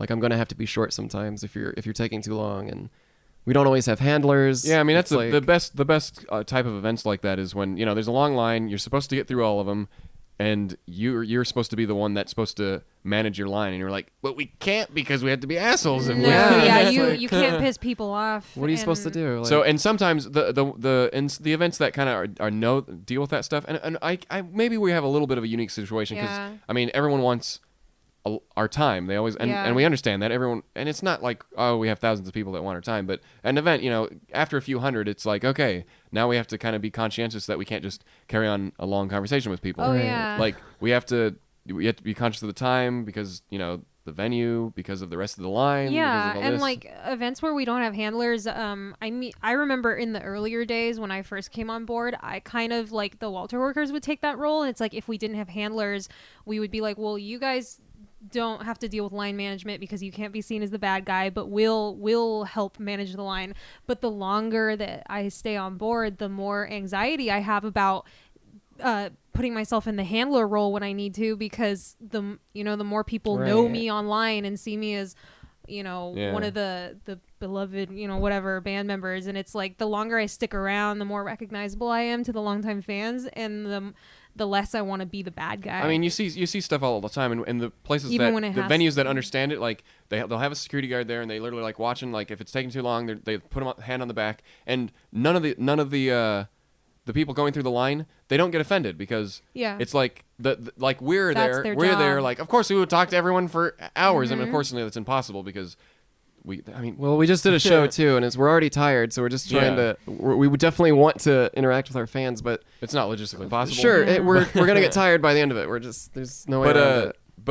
But when a security guard or something does it, it's like, I mean, unfortunately, it's like us. We can just be ourselves, Mm-hmm. and then if that conversation gets cut short because you took 5 minutes, Right, we don't I have to just- feel bad, and you don't have to feel bad that because, and Mm-hmm. then we're like, well, we wish we could continue this, but you're holding up the line. I've done so many events now where we're in charge of managing our own line that I it's can't nerve-wracking. I can't care anymore because it hurts. Well, It hurts. yeah. It hurts. It's well, a- here's what it is. It's because it's not that, oh, what happens after this? What like we're never gonna know if we made their night. It's because we've seen the messages later on. Well, you worry that- about it so much that you worry so much that I never want to turn into I want to meet people. I don't want to be worrying about offending everyone. So what I've Yeah. gotten in the habit of is, like maybe they're going to think I am rude and stuff for moving them along or saying we don't have time for photos, but like I can't worry about it. Like I worry too much about it already. I stress out about it. Like Unfortunately, sometimes you just have to be like, who cares? Who cares? You know what? feels like- I'm the jerk. It feels like a big part of the act, and like the show's one thing, but then the stuff afterwards, it is what it is. Well, it's kind of a recurring theme is being an outsider in our because we were kind of misfits growing up, and I think that just for whatever reason that's the kind of people we attract is kind of people who aren't cool or Yeah. you know what I mean, like we attract like goths and nerdy people and all this stuff. That's the kind of people that we are. I feel like you look at other fandoms, like you see like, oh, these aren't people who would be fans of us, but it's the same kind of thing. Like if someone has like they feel like they belong a little bit, like, oh, these are totally people I get these. I really like their art, that kind of stuff. Like it just draws the same kind of people that and it's the thing of people. Everyone wants a part of you. That is in Yeah. your kind of following, like, and that's not a bad thing. It's just that, well, you're one person, and like I know we used to say for years. I thought like it was the best way to, but it kind of doesn't really mean anything to anyone but us because we're the only ones that kind of go through it, like within Steam Powered Giraffe. But that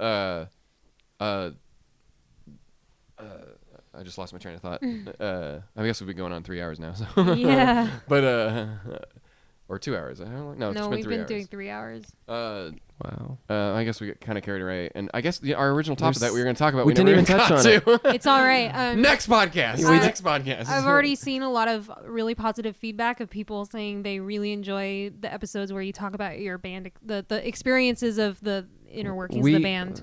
And live we show tapped into stuff. some stuff. I was getting pretty emotional. We'll get No, to no one is complaining. we'll get to childhood stuff later. pretty Yeah. passionate about. I guess there's a lot on my mind about all this stuff. Yeah. So I guess everyone's mind. We just kept talking. And Well, as a talking fan about of it. other things, my favorite thing is delving into the making of. So like I kind of see it as a pressure cooker. Like you need not only just letting off steam, but it's kind of like vocalizing it to each other. We don't always do this. This is kind of a No. semi-new Yeah. thing that we and, used to. And it's really like great It's that kinda we get to do that therapeutic, now. right? A little bit, yeah. I mean, because we all, you happen in passing, and we're really communicative. Communicative.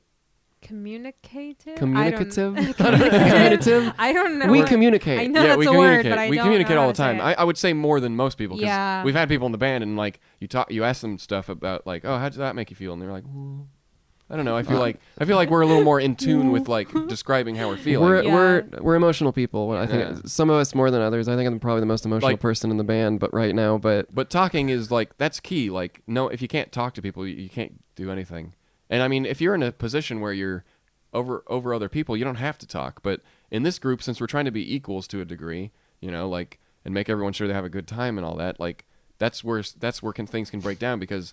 Like in other stuff, like you could have a resentment, but you're like, well, this is my job. Like it's their thing. They do whatever they want, and I just get paid the bills to do the small work. But for us, it's like we rely on everyone to be passionate about it, and that's I think that's a big difference too, right? Like we've had people who are just there to do the job, like, but it's so much better for us if everyone's kind of Sure. passionate, Yeah. because we can't. It kind of sucks trying to be like. Well, I can't be the only one passionate about it because I'm also running the company. And, Something like this is really hard to do if you're just doing it as a job. You have to have some kind of personal well, investment in no it. one, no one would just do this for a job. Well, maybe No, they would. well- A job. There's a few people This in the isn't past. a 9 yeah. to 5 job. I mean, No, sure, no. maybe you've had some past members, but I don't know, like the Walter Worker thing, for instance. Yeah. I can't speak for everyone. I didn't know them all, but like I would imagine since the Walter Workers kind of started as like a merch thing, it was more just like kind of like a job to them. Whereas Sure, like yeah. over the years for me and Camille, it became more than that. We realized we could contribute more.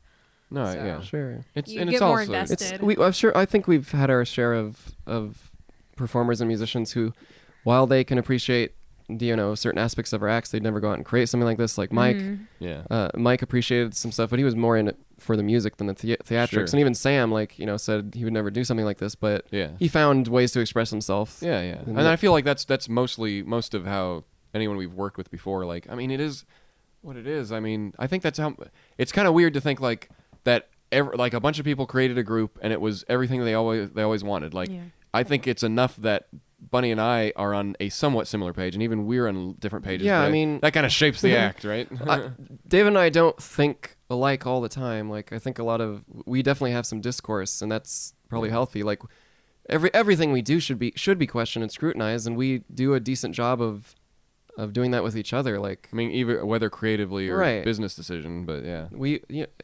there's a lot we do agree on. We're pretty happy with where the act is, and we have the same goals in mind usually. I mean, and I think like our thought processes are the same. I mean, most of the stuff, the hiccups that we get through is technical stuff. Like, I mean, Sure. anything that's going to be frustrating is going to be stuff that's out of our control, and Yeah. we're all on the same page of like what we want to happen. Like, but sometimes it's like, well, it'd be really great if we had this, but we don't have time, so now we just have to kind of Right. find what we're all going to be happy with until we have the time to do whatever. And that's a big recurring theme when you're running your own company and you're small. Like, it's not like we can just be like, what do we want to happen next? Okay, let's do this. Okay, let's hire a bunch of people to get that. We don't have that. We can't just do that. We have to like all come together to kind of make something happen, unless there is something that we can work separately on, which I think is that's kind of how the act works. Is we kind of assign ourselves tasks for either a collaborative project or a project that we can work separately on, and Right. because we're only 3 people. I think people forget that too. It's like we love what we do. It fulfills us, but it's only 3 of us, and everyone else that we can get that can help. But it's not a lot of people working on this, and it does get stressful, and there's a lot of tears and stuff involved in this process. I mean, there's only so much one person can do, and so often is one person doing so much in an act like this that people burn out, people need moments, and I don't know, everything that we're talking about. It requires like passion, it requires some humility, it requires the support of your band members and patience, and it also, I think, just to touch on the thing that we didn't really talk about, requires some trauma and some craziness to kind of appreciate all the facets. And Well, I mean, there's so it going. so many aspects of the group where it's not normal for people. To be fair, it's not super normal to when when we go to places and people see like if I'm imagining a new member when they come in and they see the fans, it's I mean, I wouldn't say that it's like it scares them off, but it's like it ain't normal. You know, it's like this is, and I think that's a good thing to keep in mind. Like I've had a lot of people look at our work ethics and also say it's not normal. yeah, sure, but sometimes our turnarounds are just way too fast and way too like you can just see the time that we've lost or put into something sometimes, or it's just like wow, so that must have been a lot of effort. I mean, it is what it is. I mean, it's. When you have a lot of people to work on something, it's fine. When you don't have a deadline, when it's your side project, sure. But I don't know. I mean, it is what it is. I guess I haven't seen anything quite like how Steam Powered Giraffe works. And there's a few acts out there that I'm like, yeah, they kind of do what we do. But I mean, every act's kind of unique, and I don't know. Like, I mean, you can kind of see like a few, like maybe some YouTube creators, like they're kind of working every week to try to make their next content. Yeah. And I see some stuff in that with us, but I think we're kind of a hodgepodge of a lot of different groups, and it's I like it because it changes it up, and it's never one thing. Like I'm never gonna get bored of rehearsals because we can never rehearse for too long because we're always on to the next project, and then we're rehearsing something new. Whereas like a band, like eventually you're like, well, what's the next thing to do? Make an album and then rehearse new songs for the show, where we do that on top of all the other projects that we are working on. Yeah. But I think it's a boon to us because I think we signed up for it. It's just there's no manual how to do it. I think any solo artist or people of our level of I can't find the words, but people in our position kind of probably understand. Any artists, like it's demanding, it's tiring, and sometimes you spend too much time and you sacrifice a lot to put effort into something that maybe you shouldn't have put effort into. Maybe you're putting effort into the wrong things, and I think we're also guilty of that too. But well, I mean, it even though we do things for ourselves, like because that's where most of the good stuff will come from, is if we're enjoying what we're doing, there is still a balance of like, you know, a business to a degree, because we want to do it as a living. And, you know, if we were just constantly, like, I imagine it like if we were changing the act, like, okay, tomorrow we're not going to be robots, we're going to be aliens. Like, you know, like, ain't no one going to stick around for us to be something different, unless that's how the act is. I know there's actually, that doesn't make sense, because there's actually some Japanese bands that every year they're different characters, and that's the type of band they are. Yeah. Like, I think that's a thing out there. I don't know. I'm sure there's someone who will comment online like, you meant these kind of bands. They do that all the time. Visual Kai. Visual Kai, yeah. But we are Visual Kai in a way, just the way we just don't change up our appearance. Well, not every year to be. Yeah, we don't do that. It's a little different. Well, we have talked a lot. I think we I can think keep going on to this topic. It's not we've- something we get to talk about Yeah. Okay, but next time we'll talk about routinely it because Been running for about 3 hours. yeah, we really kind of, I don't know. So every once in a while we have one of those podcasts where it feels like we've revealed too much, or we've poured our hearts a little too much into it. But oh well, like. Yeah, what's the title for this one? Super Bowl Spine? That's what I was thinking. I think it should be Super Bowl Spine. If we did the childhood thing, I would have been like real talk. Well, Yeah. I think that, well, Super Bowl let's keep next podcast. Maybe we can talk about our childhoods more. It's just I feel like we just kind of got into Steam Powered To Giraffe be a little honest, like it's been on our mind and it's been the forefront of our thoughts. We're Sure. reimagining our baby, and it's feeling new and fresh, and we're Mhm. excited. So I think there's so much to be said about our excitement. Sure. for I mean, Yeah. if anyone's still listening at this point, like, you should also know that, like, I mean, we get sick of Steam Powered Giraffe just like anyone else. Like, at the end of the day, like, I need some time to recharge, like, at least a day, and then I'm like, okay, I'm back in the act. But luckily, Steam Powered Giraffe affords that, because even though I might be working on Steam Powered Giraffe daily, like with accounting and stuff, like, I can step back from the creative stuff, even if I don't want to, because I have to do other work, and I'm already charged by the next time I have to work on Yeah. it. So, like, it isn't all Steam Powered Giraffe for us. Like, that's why we started this podcast in the first place, because we didn't want to go and do Steam Powered Giraffe hours all the time and think about, okay, what can we talk about? I don't know what we're going to talk about. Yeah, I guess that's it's for me. It's been difficult to open up and like not feel like Well, I mean, not feel like I have to like tailor it to fans or something. It's I just mean, like people are I mean, the people who want to go out of their way to dissect what we're saying to make us into terrible people. I guess, are going but to the do point that. is that Yeah. I guess hopefully the more we do the podcast, the more at ease. I mean, I can only speak for myself, so the more at ease I'll feel about just No, it's a little kind of scary. saying it like it is. Yeah. Because I have so many hesitations because we've had so many bad experiences just in the 10 years. I mean, When you open up and you say, talk about something that's more personal, or you talk right. about It's a vulnerability Yeah. that I'm not always comfortable sharing, and when I do, it There's- doesn't yeah, always turn out there's great. there's been some bad eggs, and that's just. But because really, the- it's yeah. I'd rather just say it like it is. Like, it just feels so much better to just Well, it be doesn't. like, It doesn't. To be. I mean, it's one of those things. Like, I can't imagine that it helps many people to listen to a podcast where it's like, we're like, welcome to Steam Powered Giraffe podcast. Everything's going great. Like, Yeah. such great. Tune in next week where we'll say that everything great again. Like, I hope don't that's know, not you could- interesting. I hope- it's not interesting. At some point, you're gonna realize that it's kind of fake. Like, Well, who no. wants What to if it listen is? to What if that? it wasn't? And we're like, wow, these people really Oh. have their stuff together. Like, I mean, okay, I well, hope. guess I think people that are still listening are probably have some sort of sense that okay, that there's some conflicts and going on in these people. There's different. Well, the idea to share it is like, hey, look, we're real people too. We go through the same Right. stuff that you go through when you worked in a group, when you went to you go to Exactly. your job. Like, it's the same. We're all the same. That's kind of. I think that's the idea with sharing, is that it humanizes us, which is how us being personable does that too. But when you can, it's not that people are gonna. It's not like, what's my favorite TV show? I like that show too. Boy, I feel so connected with them.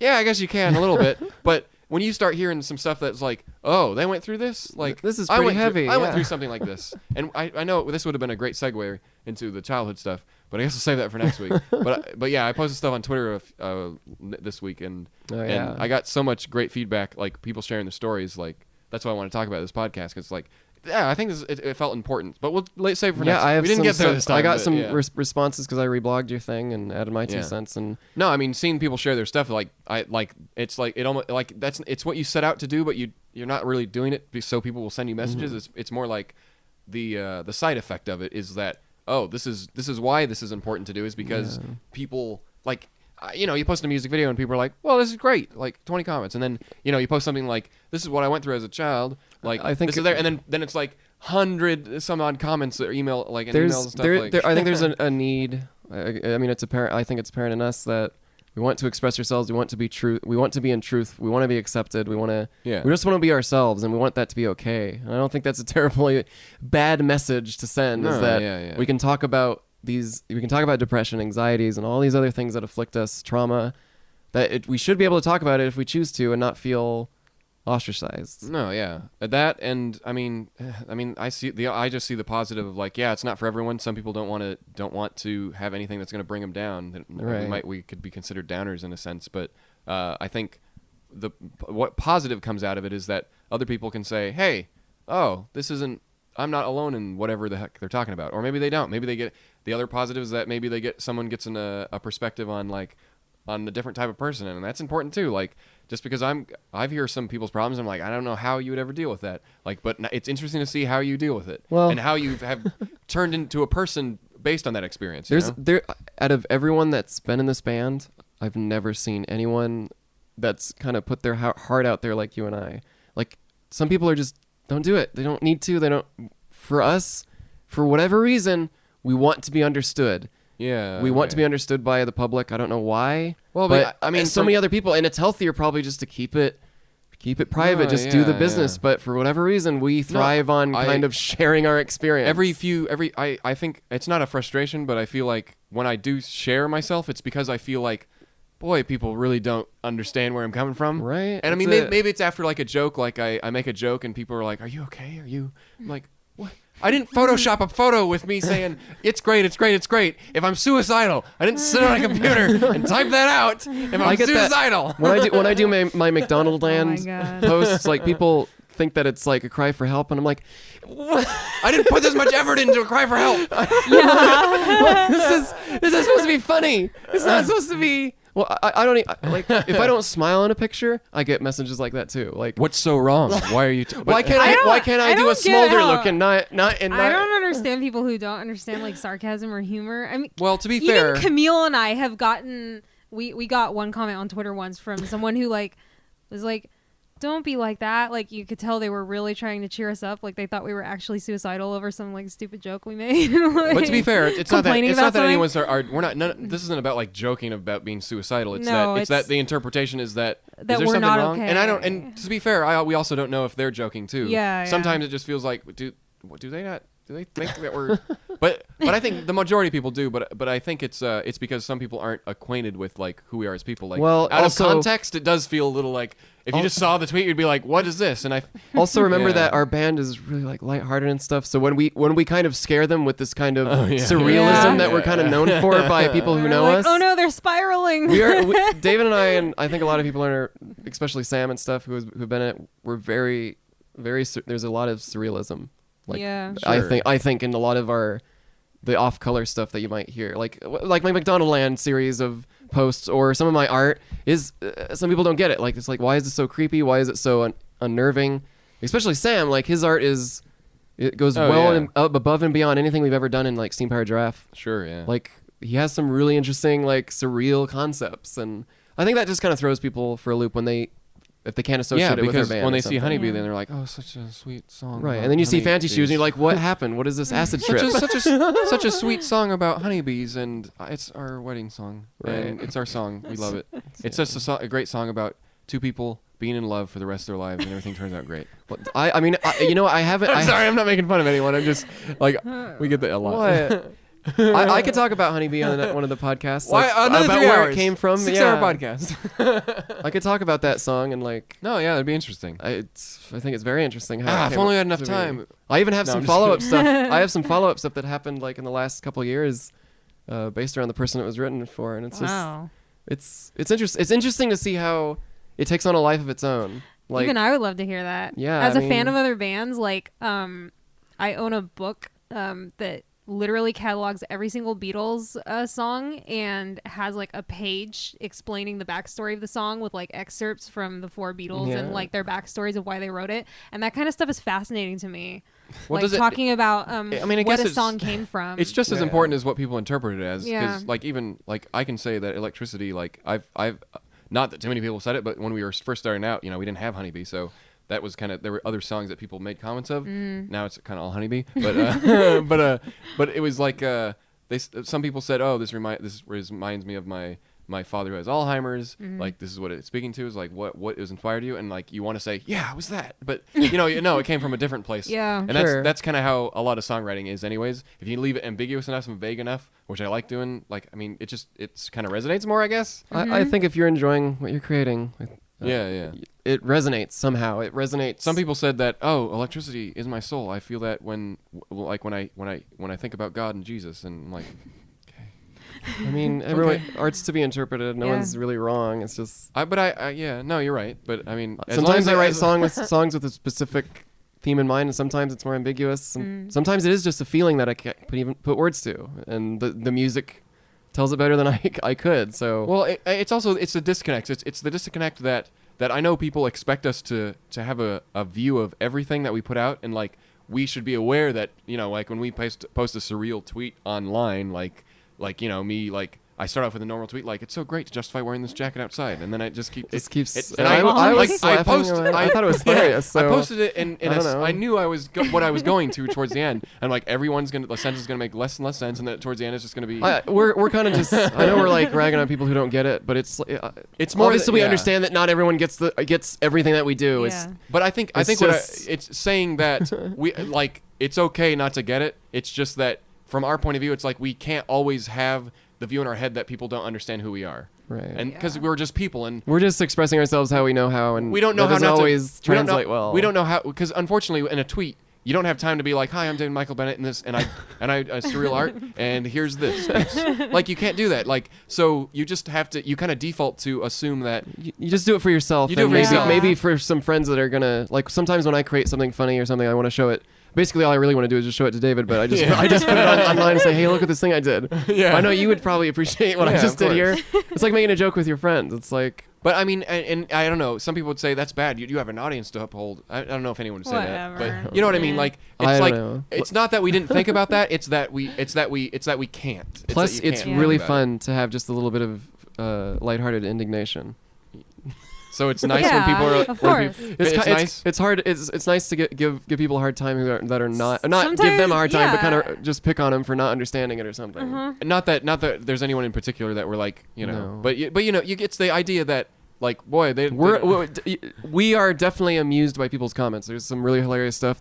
I have someone on my Instagram that constantly asks the question, if you were a biscuit, what kind of biscuit would you be? no, I have that same one. And But it's now we're just- pointing out someone specific. And I'm just saying, like, I appreciate that it's like every post it's on there. No, Like, I get it, It's, yeah. They're doing they're obviously doing a bit, and Yeah. Well, don't say that because everyone's gonna steal that bit from I don't them, but come up. I love seeing the creative comments. There's people that have these like trends and emojis and stuff that they put on Yeah, there, and yeah. like, yeah, I can start recognizing comments if you want, and if usernames. you want Bunny Bennett to recognize well, you, we like looking at the start comments. telling. I love looking at like No, yeah, Instagram yeah. comments or something that like seeing people like respond to something like the McDonald Land stuffs are hilarious. Like, Yeah. people are like, "Are you okay, Bunny?" Is like, can I get you some water? Or like, have you been eating or getting enough sleep? Like, I don't know. And It's just for- it's fun to like jokingly like pick on people. And for me, Yeah. it's like when I say I tried Soylent for the first time, and this is what it tastes like, and here's the chocolate one. This tastes like this, and the next tastes like this, and then I get a million messages of everyone trying to make Soylent Greens jokes. And I'm Yep.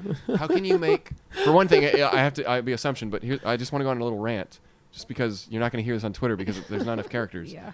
But but like, and this is my thing, and it's not, and obviously it's tongue in cheek. It's like I'm not actually like judging people who are making this joke. I'm not like, haha, okay, you're this 100th person. Like, more than that, like, how can you make a joke? And maybe I'm just in my own world. How can you make a joke about a brand that knowingly made their brand name something that because of Soylent Green the movie, like they already know that it's people are going to think of that. That's why they made Right. the name. Yeah. But also Soylent Green in the movie, if you remember, there was Soylent Yellow and Soylent Red, and Yeah. and I think yellow was I think green was supposed to be like sea algae, or something. So it makes sense in the.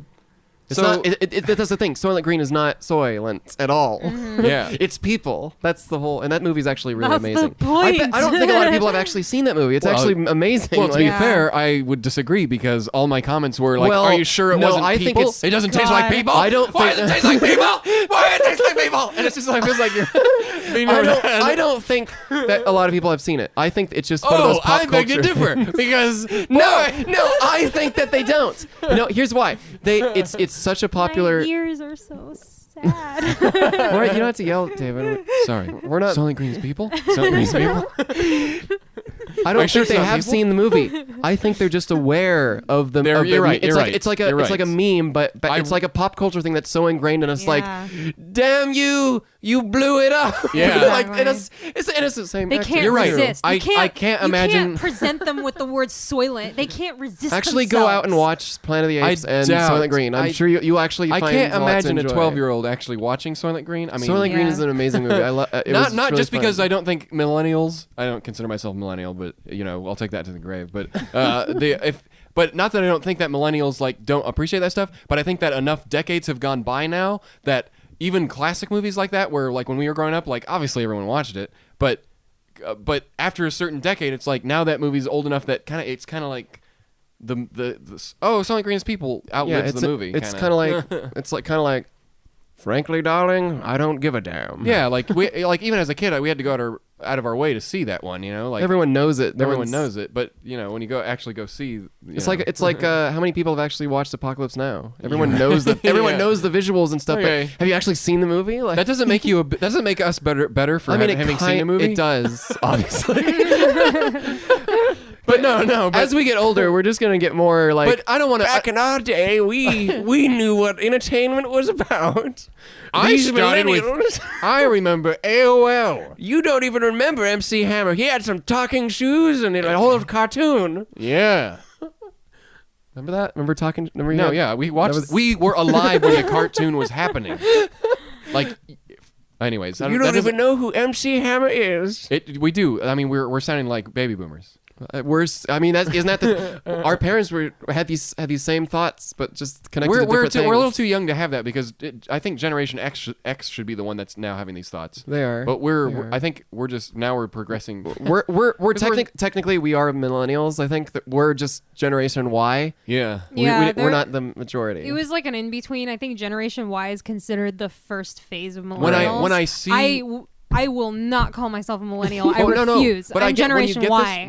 Unfortunately, there. While in the broader sense, yes, you can.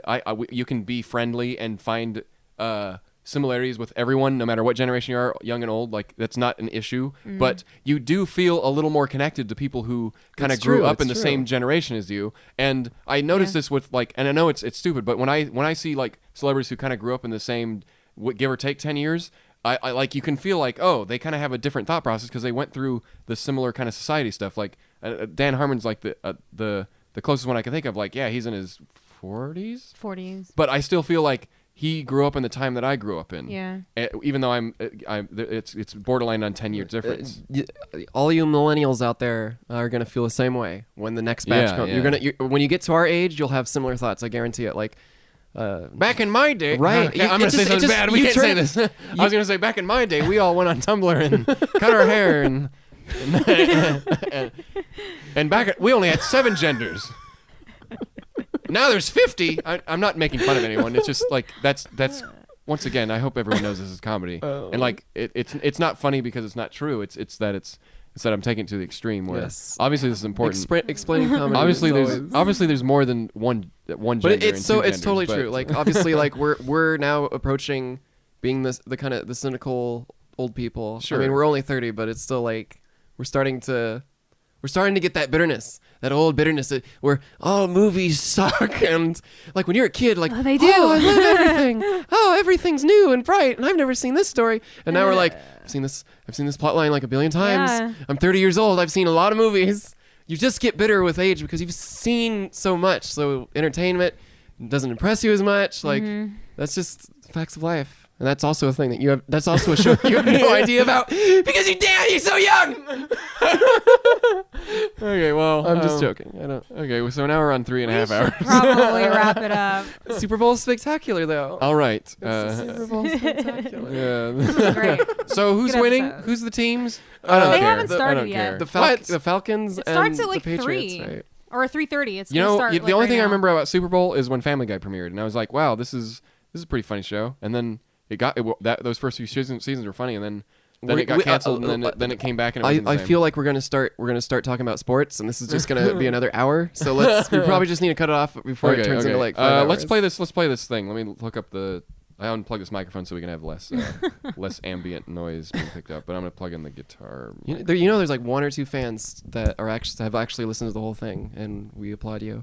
Thank you. I hope you feel more connected with us, and you have inside jokes with us now, and you feel like we're your best friends. And all those other people, they're not real fans. You guys are the best. Obviously, you can take that. But no, I get it. I mean, you can hold that card because like when I listen to podcasts and stuff, it feels like how many people are listening to this and watch? Like they're not gonna know. This once again, we could just keep talking about everything, but. This feels like the best way to connect with you guys in the way that we want to, but we just can't always because of just the sheer amount of things we have to do and also the amount of people.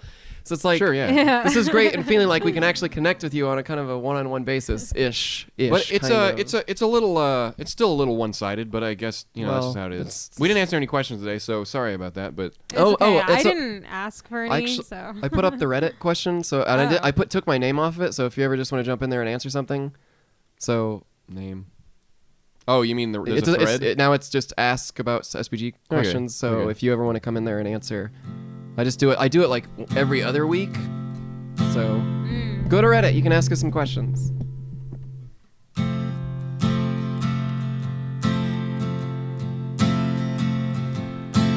It's a podcast from Steam Powered Giraffe. It's the Bennettarium. Oh, Super Bowl Sunday. Oh boy, big game. Woohoo, yeah. Bennettarium. It's the Bennettarium.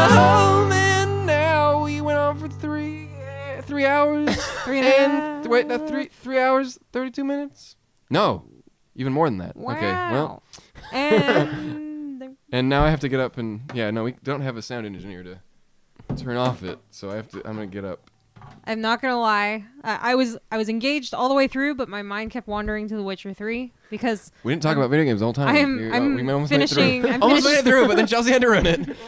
I just want to play. Well, guess what? Guess what you can do now? You can go and play. All right, everyone, wave goodbye. Bye. Bye. Thanks for joining us, guys.